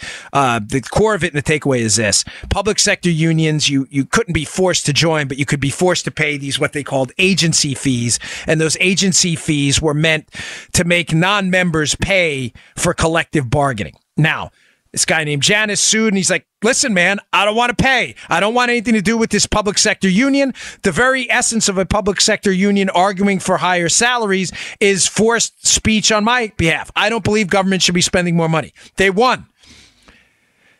The case is devastating. the public sector unions because they support overwhelmingly Democrat politicians, and the money train was a substantial one and was really a lifeline for Democrat politicians. That is now dried up. Democrats are in a panic. So, like Democrats typically always do, they're trying to pull an end around. Two cases. There's one in. Sorry. Here we go. I have snakes undermining Janice. That's the note I have here. Hawaii is trying to do a public funding bill where basically public taxpayer funds would be used to subsidize these units. Oh, that sounds great. Not only now are we paying government employees, but now we're paying for them to collectively bargain for higher tax money salaries too. That's a great idea, Hawaii. You guys are real gems up there. I'm talking about the government, not the people, of course. And Vermont wants basically a worker reimbursement fund up there. They're both end-arounds to this. And the irony of this is that this is going to cost more money for the taxpayers that'll generally result in lower government salaries in the long run. This is the kind of stuff which with Democrats would drive me crazy. You know, we lost on the Obamacare case. I wish we hadn't, Joe. But there aren't Republicans out there saying, hey, listen, screw the government, everybody mass protest and don't get health care. Because we generally believe in fidelity to the law, even when it's bad law, and try to change it through constitutional processes, even when it's a crap garbage law like Obamacare. This is the Democrats. They lose in court, and they keep going and going and going and going. One more thing. There's a Democrat talking point out there now about Trump sabotaging Obamacare by these risk adjustment payments. Ladies and gentlemen, Obamacare is garbage. It is the worst law in the history of humankind. It is terrible. It is destroying our healthcare system. But there was a lawsuit. There's these payments that are being paid from insurance companies that are struggling because they have a bunch of folks who are sicker on their plans. These risk adjustment payments are made from those companies to companies that are doing, from companies that are doing well, insurance companies to companies that are struggling. These risk adjustment payments, they lost a court case. There was a lawsuit.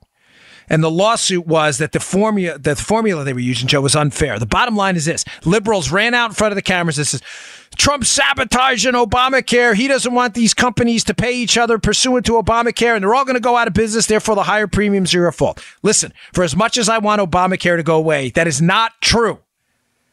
That is not true. The Trump team went to court and actually defended these payments. I don't agree with them. It's a horrible law. I just want to be crystal clear. But don't fall into the trap the Democrats make. Facts do matter here.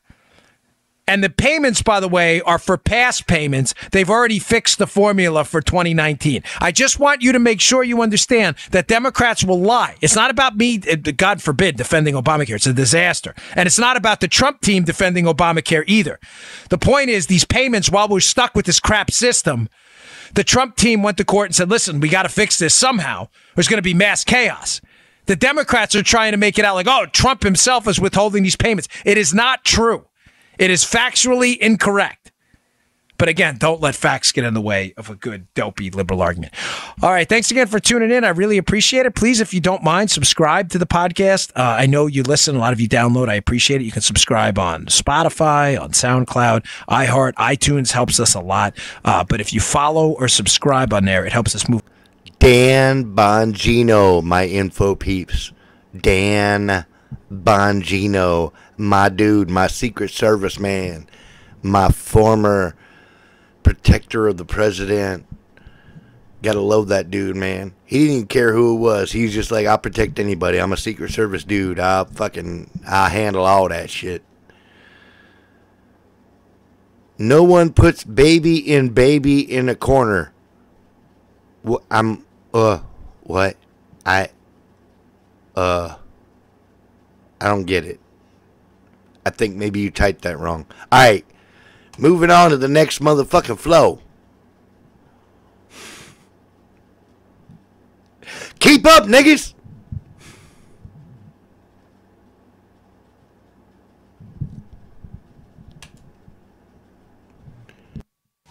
Waging war on corruption. It's Alex Jones. Well, Trump continues to deliver on his promise to expose the tyrannical, authoritarian EU, to show how it's the new Soviet Union and all of its activities, and to expose how Germany more and more is the lapdog of Russian energy getting 70% of its natural gas, that its main energy source for heating and cooling homes, comes from Russia. Trump also is exposing the fact that we are the largest contributor to NATO, and that NATO is involved in a lot of anti-American activities, a lot of globalist activities, a lot of attempts to destabilize the region and to bring in Islamists as well. So it's quite a time to be alive to witness President Trump in their face. Here's a compilation that's up on Infowars.com and Newswars.com, a 2.5-minute clip from a full 8-minute statement by the president. We're going to be playing all of this today, but here's 2 minutes of Trump saying it's very, very sad when Germany makes a massive oil and gas deal with Russia. Germany is totally controlled by Russia. It's very sad when Germany makes a massive oil and gas deal with Russia, where you're supposed to be guarding against Russia, and Germany goes out and pays billions and billions of dollars a year to Russia. So we're protecting Germany, we're protecting France, we're protecting all of these countries. And then numerous of the countries go out and make a pipeline deal with Russia, where they're paying billions of dollars into the coffers of Russia. So we're supposed to protect you against Russia, but they're paying billions of dollars to Russia, and I think that's very inappropriate. And the former chancellor of Germany is the head of the pipeline company that's supplying the gas. Ultimately, Germany will have almost 70% of their country controlled by Russia with natural gas. So you tell me, is that appropriate? I mean, I've been complaining about this from the time I got in. It should have never been allowed to have happened. But Germany is totally controlled by Russia because they were getting from 60 to 70% of their energy from Russia and a new pipeline. And you tell me if that's appropriate, because I think it's not. And I think it's a very bad thing for NATO, and I don't think it should have happened. And I think we have to talk to Germany about it. On top of that, Germany is just paying a little bit over 1%, whereas the United States, in actual numbers, is paying 4.2% of a much larger GDP. So I think that's inappropriate also. You know, we're protecting Germany, we're protecting France, we're protecting everybody, and yet we're paying a lot of money to protect. Now, this has been going on for decades. This has been brought up by other presidents, but other presidents never did anything about it because I don't think they understood it or they just didn't want to get involved. But I have to bring it up because I think it's very unfair to our country. It's very unfair to our taxpayer. And I think that these countries have to step it up, not over a 10-year period. They have to step it up immediately. Germany is a rich country. They talk about they're going to increase it a tiny bit by 2030. Well, they could increase it immediately tomorrow and have no problem. I don't think it's fair to the United States. So we're going to have to do something because we're not going to put up with it. We can't put up with it, and it's inappropriate. Trump is representing America like he's for the United States. And these countries are incredibly rich. They're incredibly authoritarian. And people like Juncker, who's unelected and heads up the EU, basically owns Luxembourg.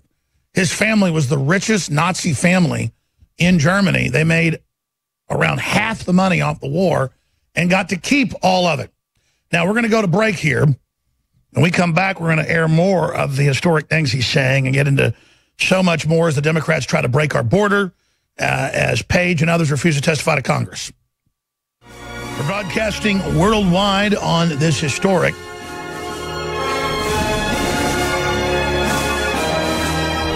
Wednesday transmission. I am sitting here watching the Democrats assault our border, every two-bit socialist, globalist, corporate minion, from de Blasio to Chucky Schumer, you name it, is going down to the Texas border and demanding that there be no fence and demanding that we be wide open and that no one be tested for diseases and that no one be checked that they're not criminals. It's incredible. And I've got MSNBC video coming up. Quote, Trump has evil desire against illegal immigrants. Evil desire. And then they show more video and photos of people in detention centers from the Obama era. They've been upgraded, but it doesn't matter. These are shelters.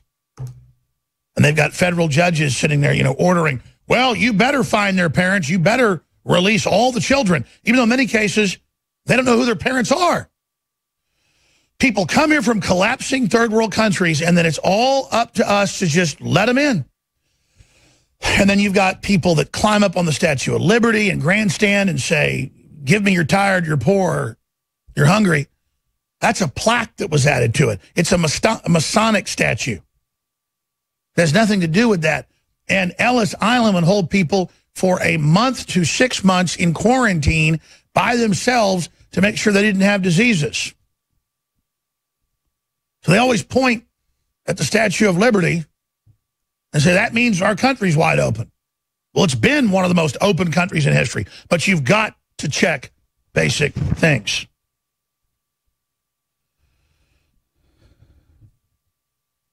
Trump has fulfilled what he said he would do again. NATO, the EU, all of it is designed to have the taxpayers of nation states pay for it, and then it's there to basically give diplomatic immunity and tax exemption to the Fortune 100 corporations. And Trump is going in there, whether it's the Trans-Pacific Partnership or whether it's NAFTA and GATT, he's killing it, he's pulling out of it.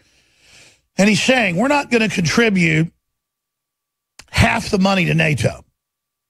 We're not going to contribute half the money to the UN. We're not going to have the UN Human Rights Board set up a decade ago, chaired by Saudi Arabia and Communist China, who are the most abusive countries you could imagine, other than maybe North Korea. But certainly the scales are much larger because they're more populated. We're not going to do it anymore. Again, 280% tariff on all of our dairy. Going into Canada, we have a 0% tariff. How is that fair? It's not. We're being raped. So coming up, I'm going to air a powerful 8 minutes of the president speaking to the heads of NATO, to Merkel and others, just throwing down the gauntlet and saying, and by the way, you've been running your mouth over here at NATO that I'm pro-Russia when we've increased our troops on the border with Poland and Ukraine and done all this. And when I've done energy deals in the U.S. globally that have already cut back Russia's market, something like 30% in natural gas and oil, and you get 70% of your natural gas and oil, Germany, from Russia in a sweetheart deal, you're controlled by Russia. Because it is the EU bureaucrats, it is Merkel that jumps on board with the Russia narrative and says if you're a nationalist in Germany, a nationalist in Greece, a nationalist in Spain or France, Le Pen's a Russian agent, Trump's a Russian agent, I'm a Russian agent. Meanwhile, Trump has been very aggressively, economically, putting sanctions on Russia that I think are unfounded, but also economically cutting better deals that do help the American consumer and American corporations and companies. So the claim that he is soft on Russia is just asinine. No one has been tougher on Russia since the days of Ronald Reagan. That's a fact. But this litmus test that everybody's got to be mean to Russia or there's somehow a Russian agent is just stupid. And you watch, he'll be meeting with Putin coming up now here in a few days. It's going to be in Europe 9 days. He's going to be meeting with Putin, and you watch, you'll see a deal come out of that because Russia has got 3 times the geography of the U.S. It's got more minerals and more assets in the ground than Africa. Russia is the richest piece of real estate in the world, just by its geographic largesse. But U.S. corporations need to go into Russia. We need to deal with Russia. Russia is Christianizing, Westernizing. It's the EU that's unelected and tyrannical. It's the real problem. It's linked up with the Chi-Coms and Hollywood and the big banks. And it's all part of that Bilderberg, Europe/Anglo-American establishment combine that Carol Quigley and Zbigniew Brzezinski all wrote about. I mean, they write about them in all the white papers. And then I read the white papers and know how the world works. And for decades, I'm on air, and they're telling you Bilderberg doesn't exist. Jones is completely insane. There's no plan for a Chinese century. There's no plan for this and that. Now it's all admitted, and the real discussions are out in the open. So Trump blasted him before he went. He blasted him when he got there because it's the truth.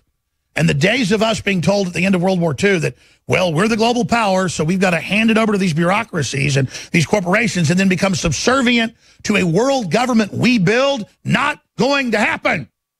And they go, oh, he's destroying the world order. Now, I want to first air, as we go to break, this powerful montage that Darren McBreen put together that needs to go viral. I mean, it's gone viral on Facebook and YouTube, but it needs to be seen by millions. It's only been seen by about 500,000. Watch the left killing babies is the name of the video. Watch the left celebrate the killing of babies when they talk about how much they love these kids and, say release all the kids out of these emergency centers. Remember what they really think. Here it is. So tonight, in honor of America, I'd like to do a salute to abortion in the break's 10th annual Salute to Abortion. Get out of my behind. Get out of my vagina. Get out. Fertilized egg is a human being. Yeah. Fertilized egg is a human being. That's not a child. That is a lump of cells that is yet to be born. That is not what a fetus looks like, okay? It's a clump of cells at 12 weeks. You think that it is the white man's duty to fix everybody's problems, right? Because you adopt. How many did I adopt? I kill my kids. Don't knock it till you try it. And when you do try it, really knock it. You got to get that baby out of there. You've got Amazing Grace being sung. I don't know if AM radio picks it up, but they're saying, Hail Satan. And the news confirmed. That's what they're saying. There she is, Hail Satan, and sticks her tongue out. Lord, tonight, we're not pointing fingers at these kids. We say, Lord, we are the men.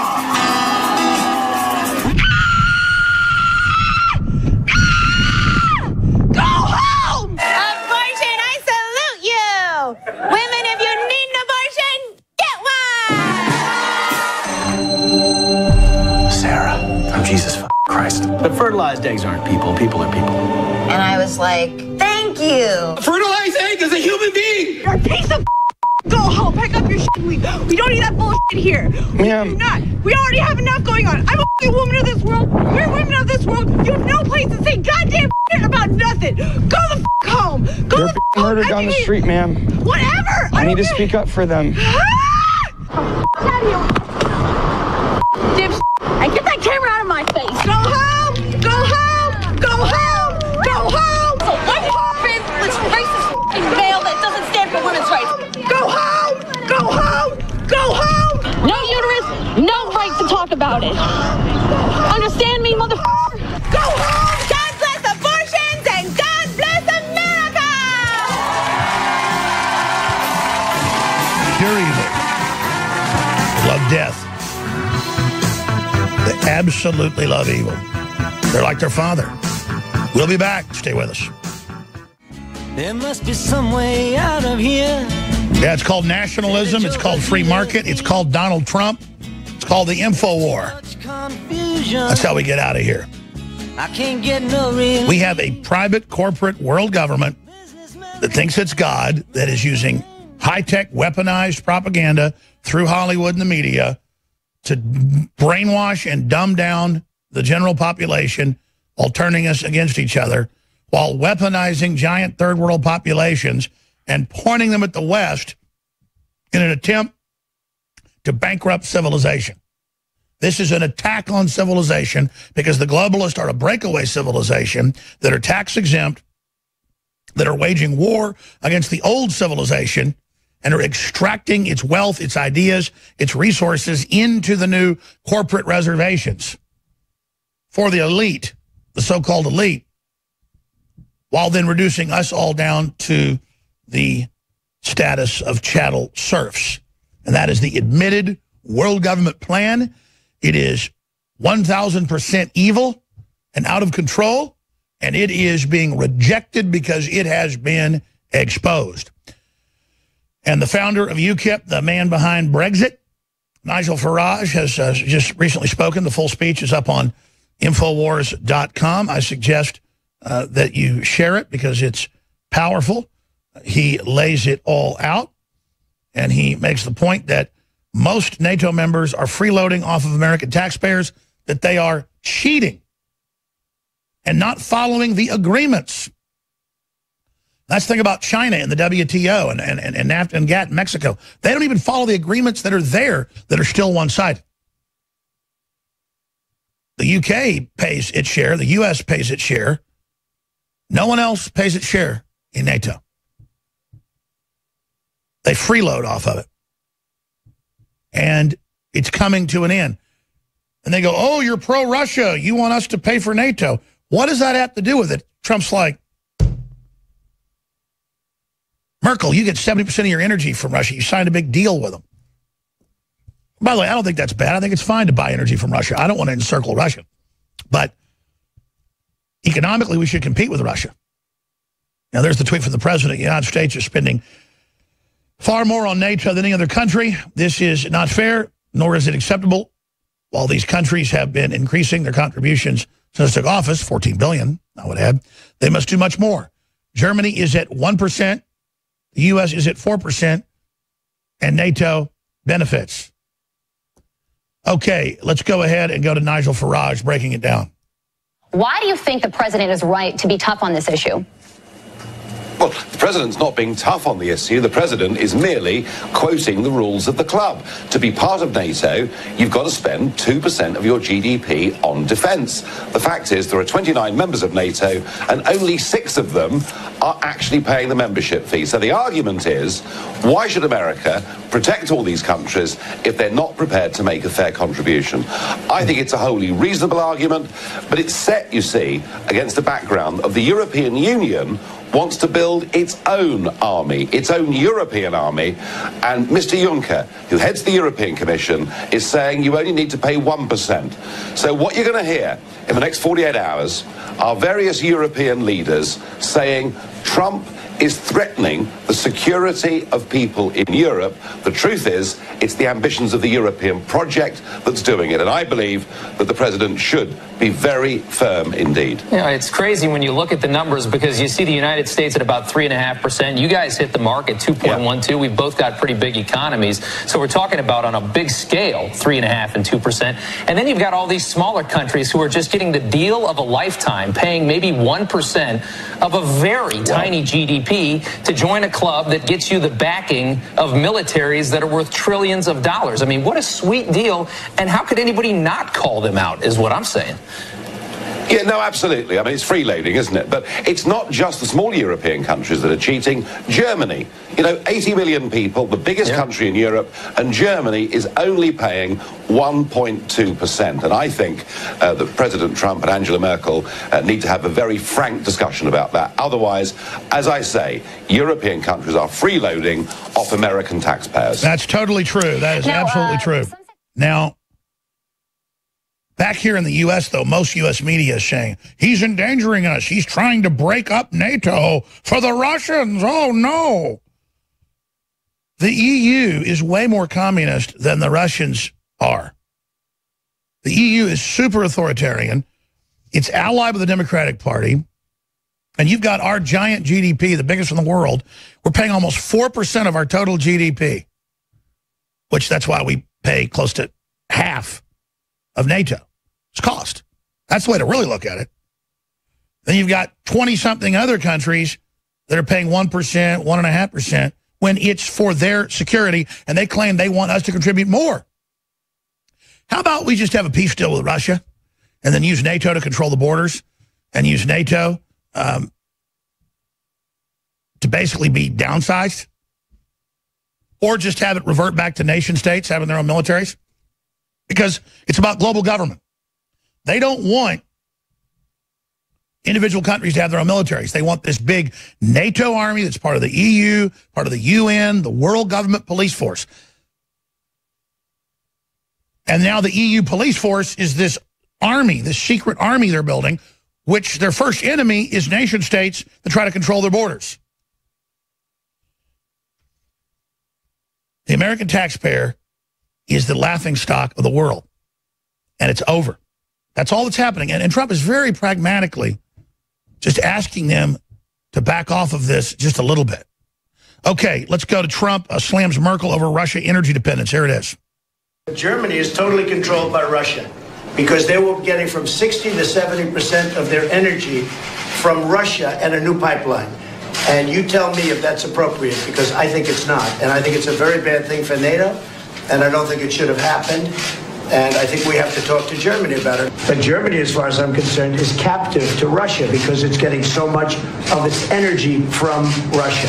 So we're supposed to protect Germany, but they're getting their energy from Russia. Explain that. And it can't be explained. You know that. Unless you realize that the bureaucrats, the big banks, after World War II said we have nuclear weapons, we have all the technology, we have half the world's wealth, we're 4% of the population. Take the middle class's money, don't use it to actually help countries industrialize and democratize. Use it for global turmoil and control. And let the big mega corporations extract all the wealth. So you look at this, you ask, where's all the money going that we give to the EU and to NATO?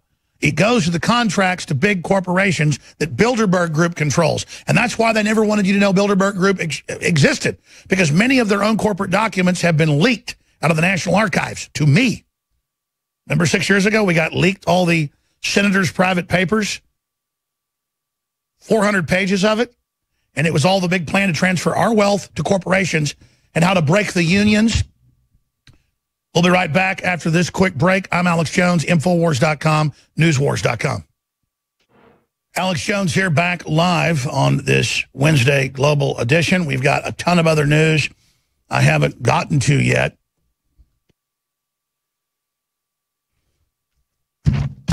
I do want to open the phones up and take your calls throughout the balance of the broadcast. We do have several guests popping in as well.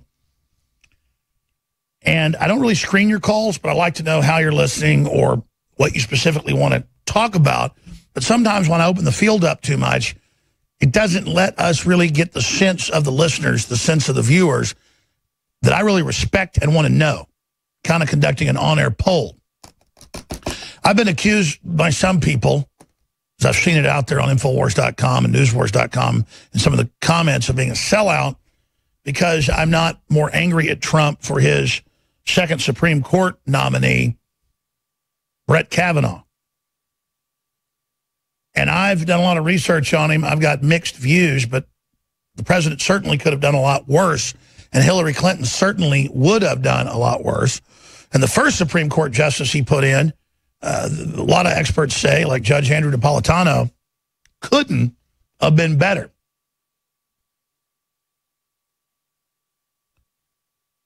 But that said, look at everything else Trump's doing on hundreds and hundreds and hundreds of billions, and well, now trillions of new investment in the U.S., on wages skyrocketing, on jobless claims being record low, on optimism, on border control, on killing the TPP that was the jewel in the crown of world government, of exposing the authoritarian European Union. The list goes on and on. So my question to listeners is, in general, we expect instant gratification to turn things around against global government. But Trump is as close to instant gratification as you're going to get. He's clearly for real. He's clearly pragmatic and isn't out to get America. He clearly wants a stable, free planet. And compared to the arrogant, wild, Ivy League, control freak technocrats that have been running things for 50, 60 years, he is a breath of fresh air for like a diver who's been down 100 feet and barely makes it to the surface. I'm just gasping in not even satisfaction, not even in vitriol against the Democrats and their constituents and all of their frothing and bullying and screeching and puling and scratching and biting. It's just such a dichotomy that at a gut level, at a level in my chest, actually, in my heart, I just feel thankful to God for the reprieve that we've seen so far. And it makes the victories we've had, hard fought and hard won, that much more special. And makes me love this country and love humanity and love this planet and love all of you that love freedom and love justice. It just makes it that much more special, this great human adventure that we've been on together, going back to the beginning of humankind. We are living in an epic time, an epic struggle. And they are targeting those of us that are on the front line viciously in all sorts of horrible ways. But it actually doesn't hurt me and doesn't make me depressed. It just reminds me how bad our enemies are and that we've been on the right track and that, quite frankly, we weren't strong enough in our condemnation of these people. But I don't screen your calls. You can agree. You can disagree. You know, sometimes we only open the phones up for people that disagree. So let's do that for the first 15 calls or so. And then that'll take us well into the next hour. The phones are only open, and I don't want tongue-in-cheek sarcasm, please. Because we get a lot of that when I do this every once in a while. I want to open up the phones only. So don't call in till later if you agree or have a side point. If you disagree with me about Trump being good and about Trump being real, and if you disagree on anything we've talked about, and you want to call me out, I think it's important to hear from you. I want to hear from Hillary supporters. I want to hear from some of the holier-than-thou conservatives that, because Trump's had a big tent, you think he's a bad guy. I really want to hear from you and hear how you're not thinking you're lucky stars that not just here but all over the world, nationalist, populist, free market candidates are winning and in the lead in major elections coming up. And with it, like oxygen coming back into the room, we see prosperity returning.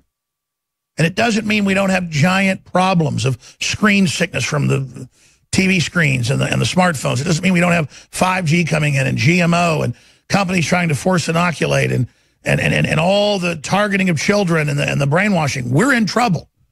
But we're starting to struggle back against the very global government structures and their propaganda arms that are carrying out the brainwashing. So that's where I come to you from. And I'm just very, very thankful. And I ask the question, am I wrong to be thankful? The toll-free number to join us is 877-789-ALEX. Callers that disagree first. I want to give you the floor. 877-789-2539. Frank hasn't called in since we made a fun ad with him. Frank always disagrees. Maybe Frank will call in. Need your help, Frank.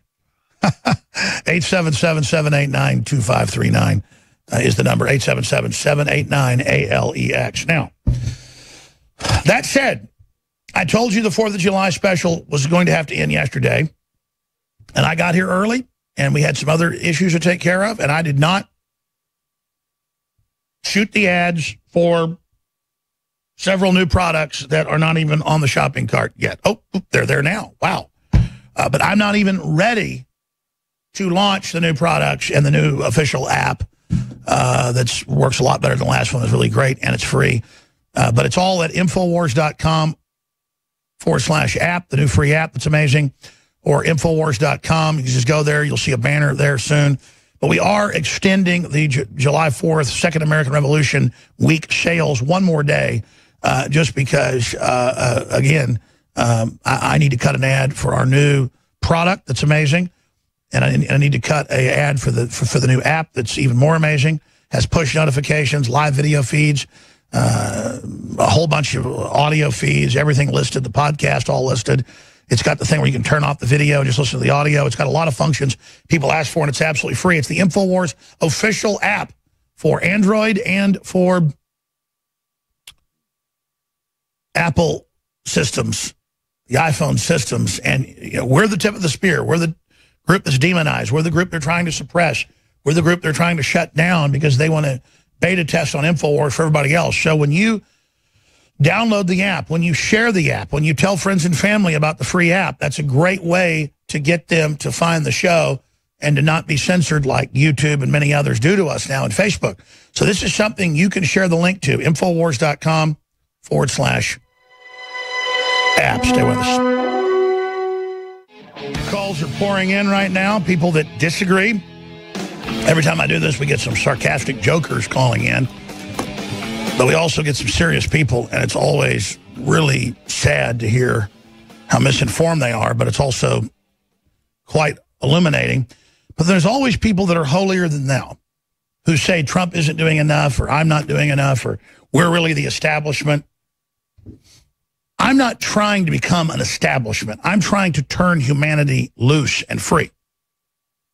I don't want to be in New York or L.A. and be part of the in crowd. I don't go to award ceremonies.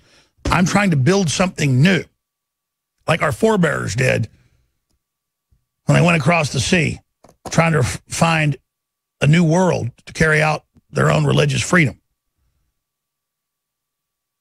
And I see it as success when we begin to co-opt the establishment itself and turn it against itself, and then to see America come back to life in just a year and a half, that's a really positive thing. I mean, you can't look at what Trump's doing policy-wise and not be pleased.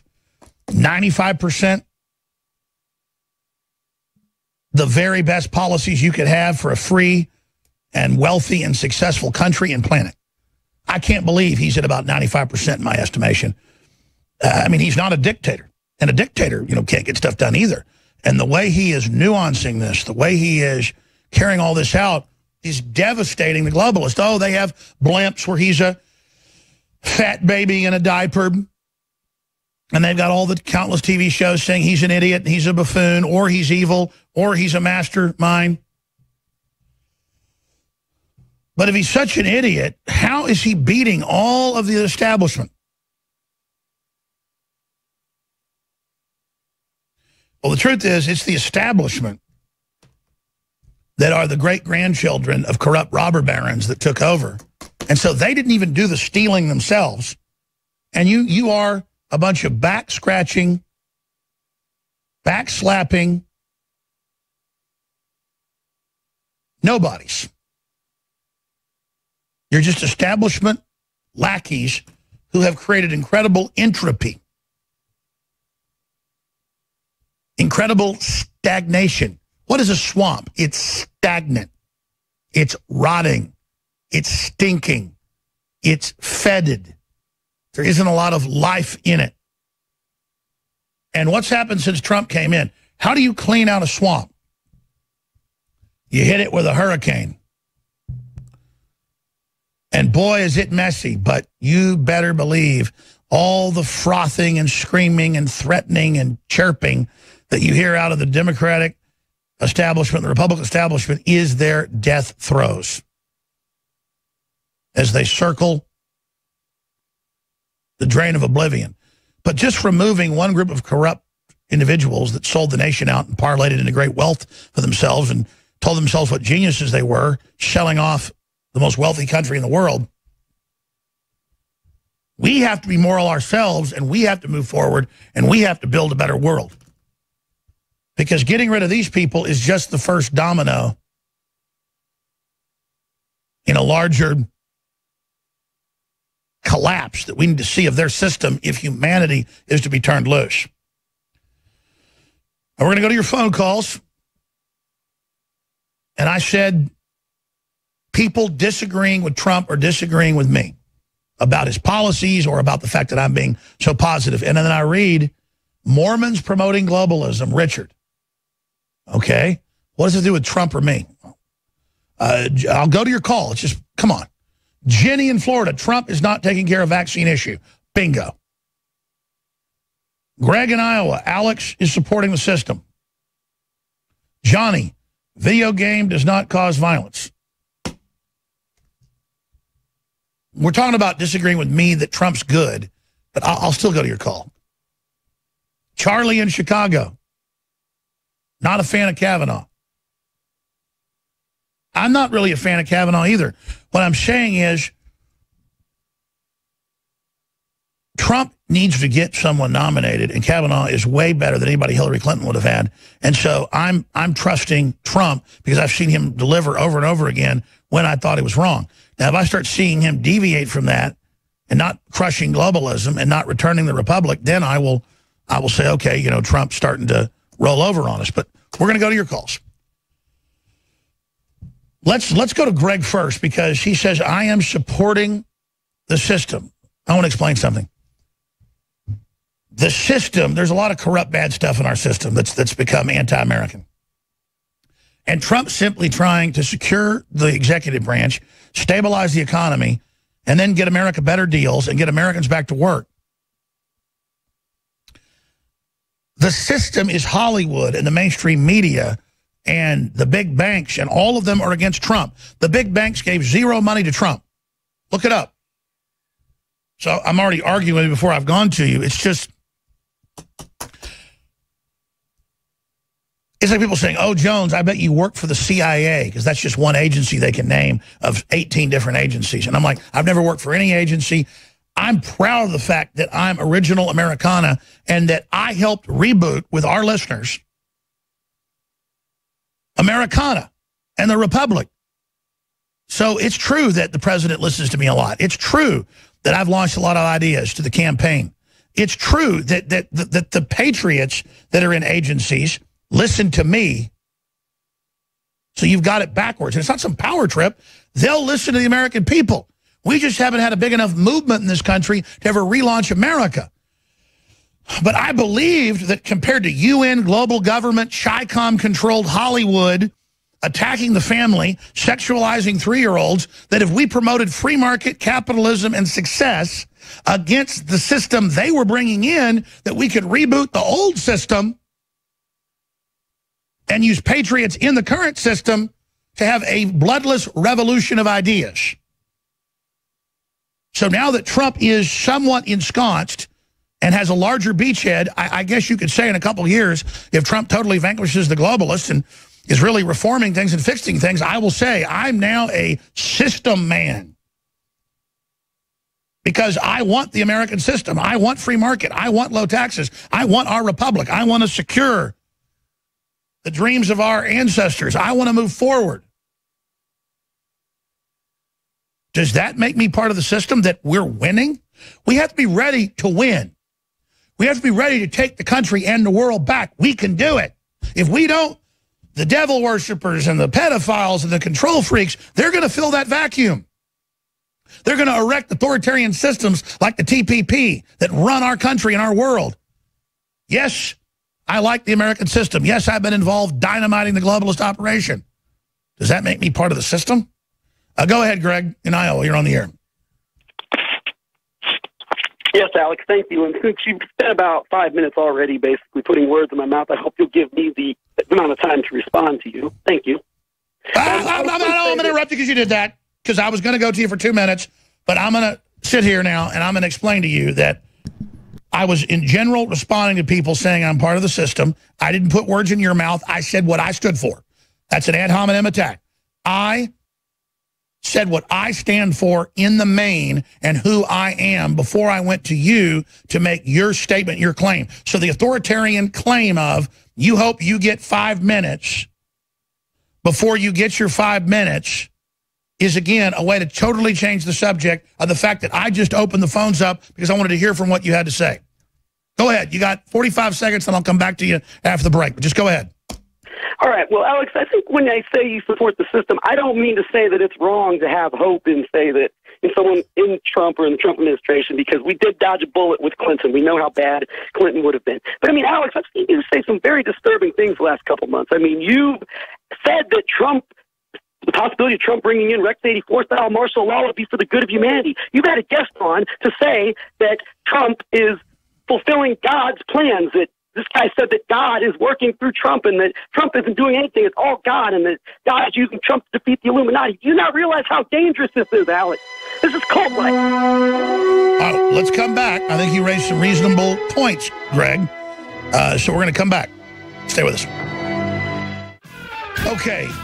So Greg in Iowa called in, and I've got the phones open for people that disagree with things I've said or things that Trump's doing, or I mean, in general, that think that, Trump's not as good as folks think. So I think it's important to look at both sides of this. When I go on air and I have a understanding or an epiphany, I just tell the truth. And the caller moved real fast with Rex 84, which to a great extent I popularized. And then pastors and people saying God's working through Trump.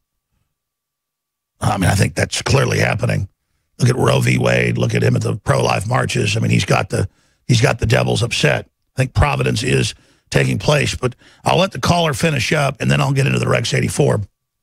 I was explaining that that was leftist propaganda about Reagan's plan to put people in concentration camps, and that I even went along with it for years. Then Clinton did have a plan for that, and then Obama and Bush as well, and we exposed it all. But then when I saw them call the emergency centers concentration camps, I understood that they knew the left was planning to flood us with open borders before, just like the EU had planned, and they were doing it again. And so Trump had just authorized using military bases as emergency centers because they're saying the inflow is already up 300%. It may go up even more. So they have to process this because it's meant to break our border, and that's a form of civil emergency. So now I was seeing the leftist propaganda that programmed me so many decades ago. So I was not endorsing the leftist version of martial law or Rex 84, but the civil emergency to stop the collapse of the border, just like Austria and Hungary and others are now mobilizing their military and declaring an emergency because there's a record influx of another 10 million men, just like they already got hit by 10 million men, Islamicists. And so, yes, that's what you have civil emergencies for, is the border, or for plagues, or things like that. Not the leftist martial law of arresting conservatives or silencing people's free speech. I'd be 100% against that. So that's, I wanted to just answer that one little smidgen of what you said. Go ahead. All right. Well, Alex, I must say I am glad that you came to realize that Ronnie Reagan and the Iran-Contra criminal Oliver North were correct all along about Rex 84, and it was just the evil globalists demonizing them. I mean, so I'm glad you came to an epiphany on that. But in general, though, Alex, I think these kind of claims, this is going on not just you, it's all throughout the alternative media that Trump is this almost like this godlike figure. And I think when you do that, you're giving a sense in people that they cannot criticize Trump, because if they criticize Trump, they're criticizing God because God is working through him. I think this is dangerous. I think it's cult-like, and I think that people should be better than this. And I think it's dangerous. Well, I don't think Trump's God. I mean, certainly it's good that he's not letting us have one-sided trade deals, and it's good that he's trying to take care of the veterans, and it's good he's trying to secure the border, and it's good he's getting us out of the TPP, and it's good that we've got record employment. And I mean, the globalists are out to get us, okay, and they hate Trump. And so we're in a total war right now to get the country back. So I have been very supportive of the president. I've also been critical of some of the military things. I've been critical of some of the vaccine stuff. But I'm very thankful for what he's doing right now with the one-sided payment system on NATO. I mean, I really don't see him as a Christ-like figure. But I also, in the words of Pontius Pilate, find no wrong in him, in his policies. He's not trying to hurt people, I don't think. Yeah, well, I would say, though, you did say that Trump doesn't have any type of, big money behind him as far as, billionaires or globalists. I mean, Sheldon Adelson gave him millions of dollars. He had Louis Eisenberg on his inaugural committee, who is the person who was the head of the New York Port Authority, put the buildings in the hands of Lucky Larry Silverstein. And by the way, I mean, I love that Mueller's going to go down for 9/11 when personal attorney Rudy Giuliani... Hey, we'll be right back and have you finish up, Greg. Stay with us, Infowars.com. All right, we are taking phone calls about people that disagree with me that Trump is really good. And we've gotten to one caller and already spent part of 2 segments with him. I'm going to finish up with him here in a moment because we got a bunch of really interesting calls, like Jason, Hillary supporter, country would be better with her.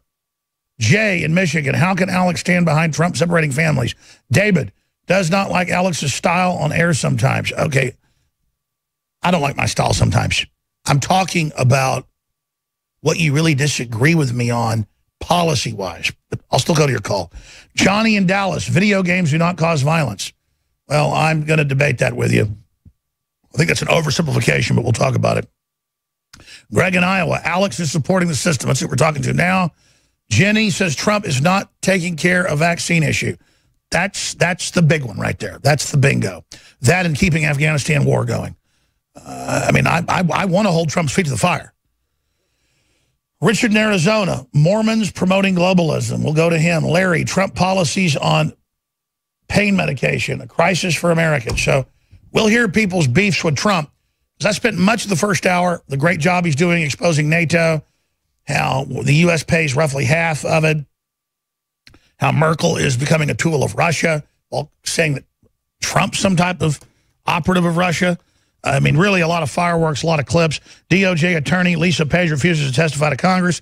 A lot of experts say she's got something to hide. Well, of course she's got something to hide. She's been caught red-handed, rigging everything. MSNBC says Trump has evil desire against illegal immigrants. Unbelievable.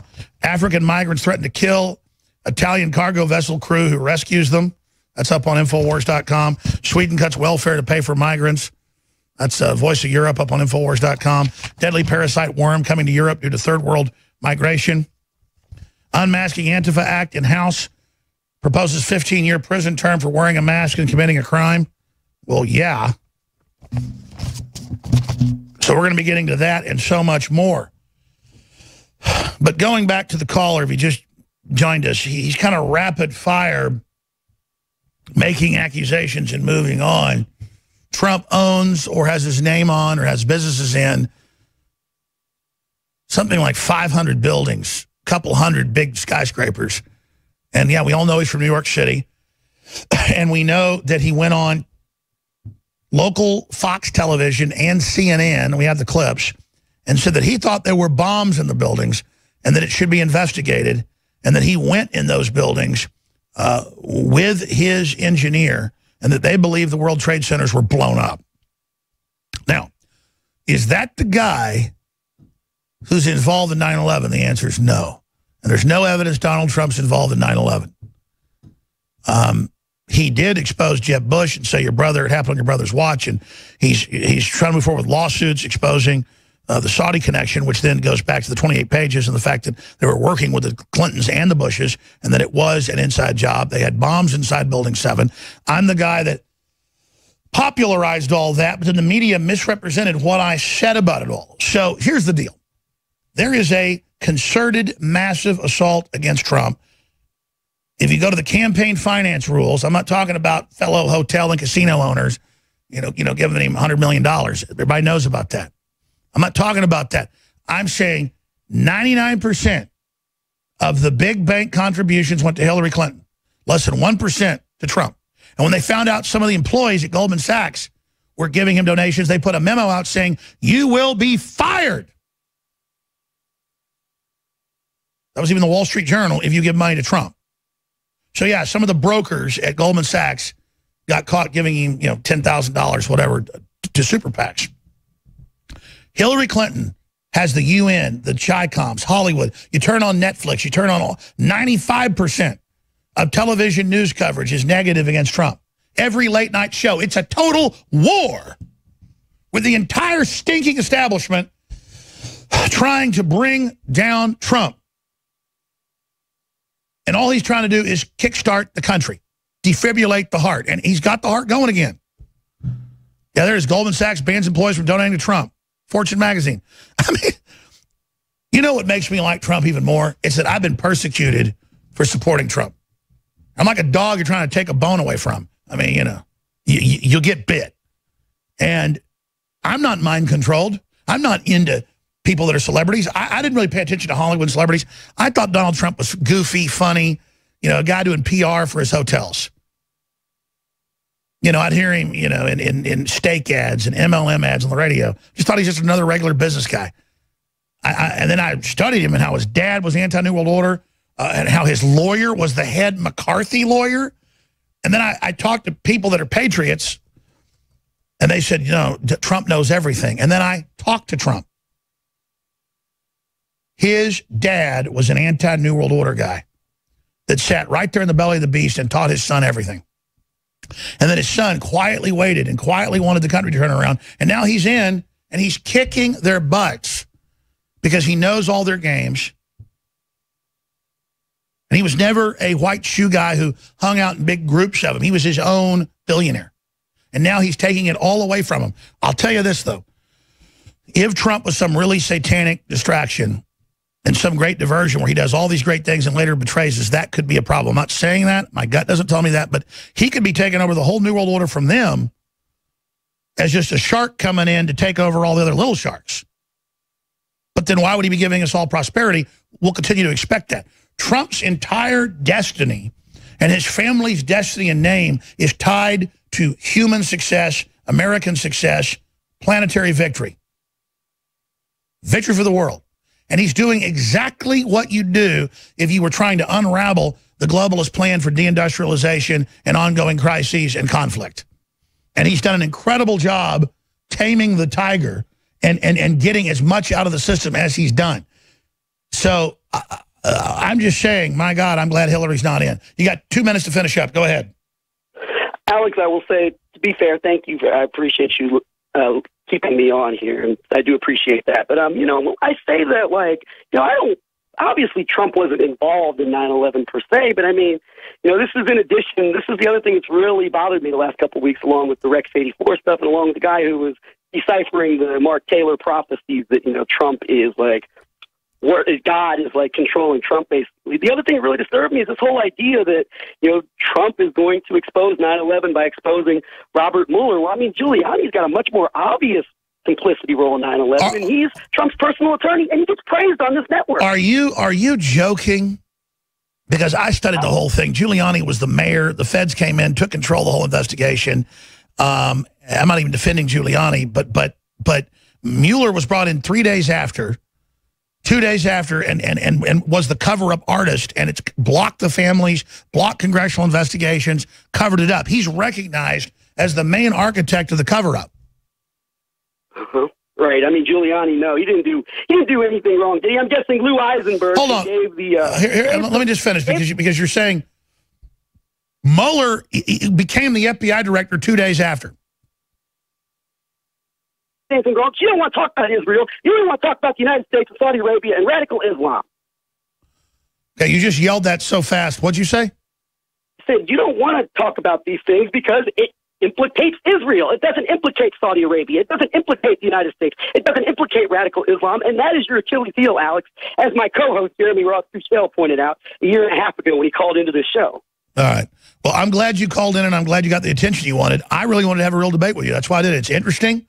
And it wakes me up. So thanks for calling into the show. Everybody's better than me. Everybody says what evil group it is. And, you know, it's this group, it's that group. And everybody, it's the Catholics, it's the Jews, it's this group, that group. You know, the liberals say it's the white people are to blame. It's evil people. And there are corrupt elements in Israel. There are corrupt elements in China that are in control. There are corrupt elements running the EU. But I don't say it's Europeans that are bad, because the EU is a bunch of corrupt people. All right, obviously, I can't spend 3 full segments with each caller like I did the last individual, Greg, in Iowa, who you could hear had palpable hatred for me at the end of the call. Because he's the good guy. He knows it's all Israel. Israel's one monolithic problem. If Israel wasn't there, everything would be fine. And then meanwhile, the very same type folks say that Israel runs Hollywood and everything else in the U.S., well, then why is the entire media trying to destroy Trump? The truth is, there's very diverse ideas and groups in Judaism and Orthodox Jews and leftists and Zionists and all of it. And the truth is, Trump is pro-Israel. And I'm not against Israel. But it becomes a football issue where I'm not even thinking about Israel. It's just one more country. I don't want it blown off the map. If you turn it over to the Palestinians, they'd be killing each other forever. You know, none of the Arab countries take any of them in. But that's not an issue. A lot of them are refugees from other countries, but they don't take them in. Israel's got to take everybody in. Europe's got to take everybody in. The U.S. has to take everybody in, or we're Nazis. And then I'm just sitting thinking about Israel. They're assassinating their prime ministers. They're trying to indict Netanyahu, the leftist are. But people think there's like one monolithic thing. The power structure doesn't like Donald Trump. It's trying to remove him. No one can deny that. No one can deny that Georgetown, Vatican Run, is suing me, trying to shut me off the air. No one can deny that Soros is funding the Sandy Hook lawsuits. No one can deny that they're on TV, Hillary Clinton saying she wants me off the air. But it doesn't matter, see.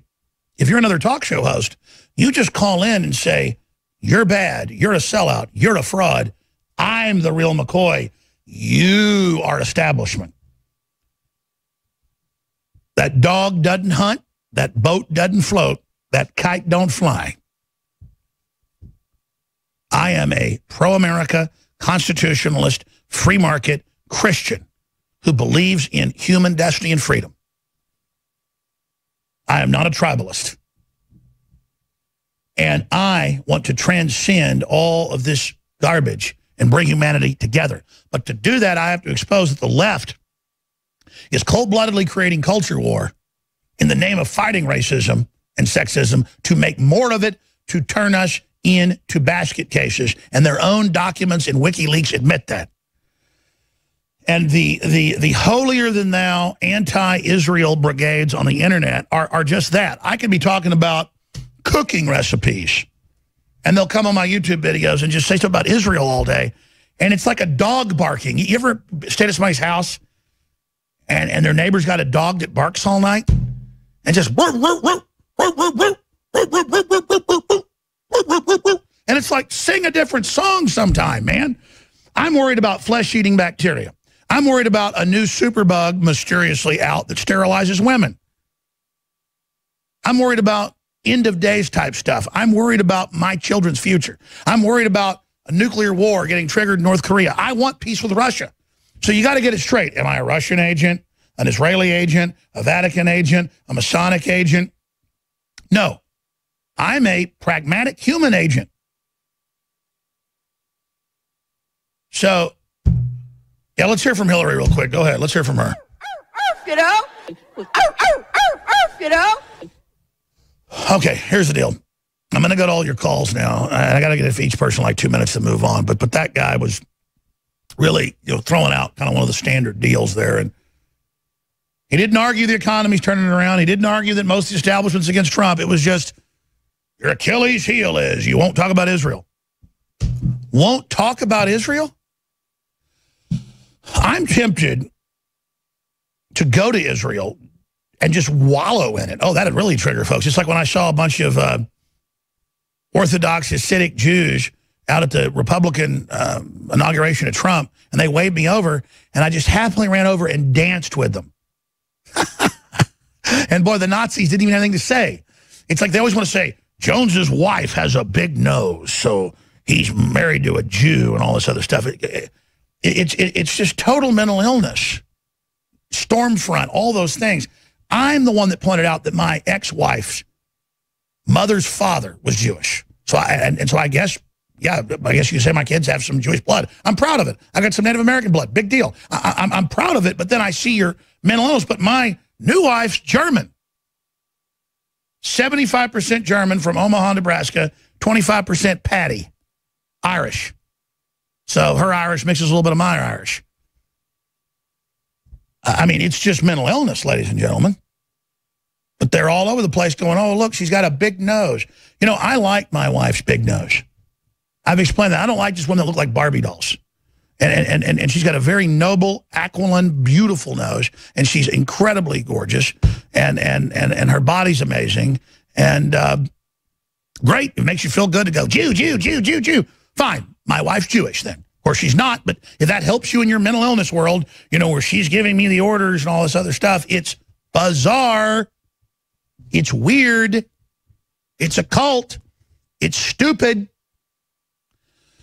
Since we mentioned it, though, here's the president on local TV saying he thought there were bombs in the buildings. This is the guy who he basically said he was involved in the 9/11 cover-up. Then he said, well, no, I didn't really say that.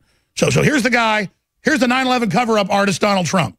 It was an architectural defect. The World Trade Center was always known as a very, very strong building. Don't forget, that took a big bomb in the basement. Now, the basement is the most vulnerable place because that's your foundation.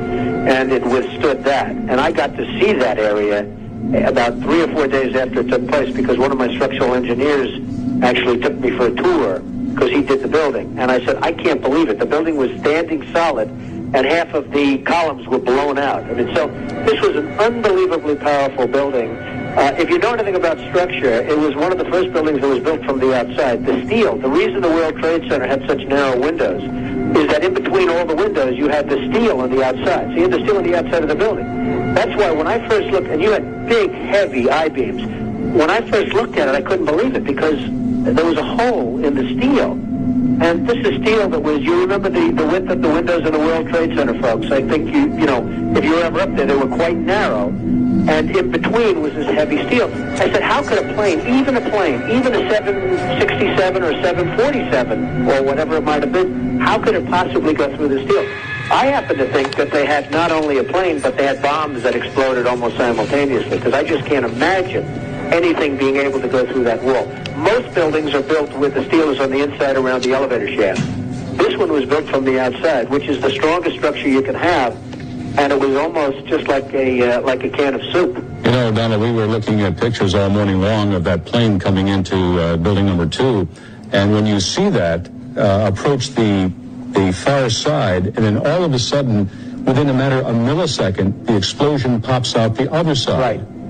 I just think that it was a plane with more than just fuel. I think, obviously, they were very big planes. They were going very rapidly. There goes President Trump, ladies and gentlemen. Boy, covering up 9/11 on day one. What a piece of crap. Unbelievable. Unbelievable. But no matter what he ever does, he's nobody. Anybody on the internet just says he's Israeli, it just makes it all bad. Because they're the good guys, we're the bad guys. All right, I got to go through these callers a lot faster now. I spent 30 minutes or so responding to one of the most common things put up by the left, really, is that there's a big Jewish conspiracy and a white male conspiracy, and that if you can deal with that, you can fix everything. I mean, you see that in the college campuses now, where they're saying, you know, no Jews allowed. Very bizarre. And then you see the whole movements out there, no white males allowed, or no whites, period, on certain days of the year at college campuses. This is the opposite of what Martin Luther King talked about. But people like to arrange themselves into racial and tribal groups. Well, my tribal group's free market, Americana, free market of ideas. That's what I think unifies people, and that's what works best, and that's what I'm trying to push. We're going right back to your calls here in a moment. Please remember that the broadcast is listener-supported, and it's also a great way for you to meet like-minded people when you buy things like T-shirts. And last week, Walmart pulled off its shelves after boycotts a Impeach 45 shirt. And I said, why do that? I bet Walmart could sell on the end caps Re-elect 45 versus Impeach 45. Ours is much better looking, our own design, but it's still a baseball-style shirt. Ours says Re-elect 45 with the American flag and Infowars.com on the arm, and I am the resistance on the back. And the shirts are coming in tomorrow. They're made right here in Texas, printed right here in Texas. They're rush delivering them. They will be here tomorrow. They will be shipping out beginning on Friday. No reviews yet because it's been pre-order. But get your order in to get them first. And I suspected that this would be a bestseller, so we ordered quite a few of them. It's $19.95, Re-elect 45. And we also have Mean Like a Wolverine, which is a great design with Trump with mutton chops like the Wolverine. And it's just a great iconic image. You want to meet like-minded people? You want to spread the word? You want to exercise free speech? Infowarsstore.com. We got all the Trump gear, all the Infowars gear, all the Molon Labe gear. If you want to just meet like-minded people, wear Molon Labe. If you want to go out and engage, you know, the good, the bad, and the ugly, wearing a Re-elect 45 shirt or an Infowars.com shirt. Now, again, later I'm going to open the phones up after I take this raft of calls for people that agree with Trump or, you know, are appreciative. And I mean, because we're pretty much getting instant gratification. It's almost surreal. And comparing Trump to Hillary, there's no comparison. I mean, the list of accomplishments is just stunning, and I'm just stunned by it. But I thought we'd hear from people that think that's wrong. And I see some calls here that bring up some pretty salient issues that I do have issues with Trump, like Jenny. James says, Alex flipped on Rex 84. It's a slippery slope, former cop. It's a little more nuanced than that. It's not like people found some secret thing I said. I said it on air. So I always see these clips. Look what we got him. We got him here. We found this. I actually went and read Rex 84. They've declassified all of it now, not just part of it. It was the Democrats in Congress saying, look, Ronald Reagan wants to put all the liberals in FEMA camps. And indeed, I found that there were emergency systems, and the Democrats were mainly planning the roundup of conservatives, libertarians. It was admitted by Clinton and then by Obama. I mean, that was mainstream news, so the media demonized me. But they would always focus on Rex 84. And then Rex 84 was if 20 million people came from Latin America, collapsing the Southwest, how would you keep it from going into anarchy? And you would put people at military bases until they could be processed or flown back. And because they learned the UN was already planning this to do to the EU. It took them decades to do it, but now they've done it with Muslims. So I was going, wow. I wonder if Reagan was ever briefed on that, because they claimed he didn't know about it, and then it was all the military that came up with the idea. But then I saw Trump openly saying, have the military prepare at least 3 military bases because these numbers are exponential. The UN's sending them in. Soros is sending them in to collapse us. The Democrats are trying to have insurrection. They're trying to have riots over this. What are we going to do? And so I said, were they right about Rex 84? Because Trump is implementing Rex 84 to an extent.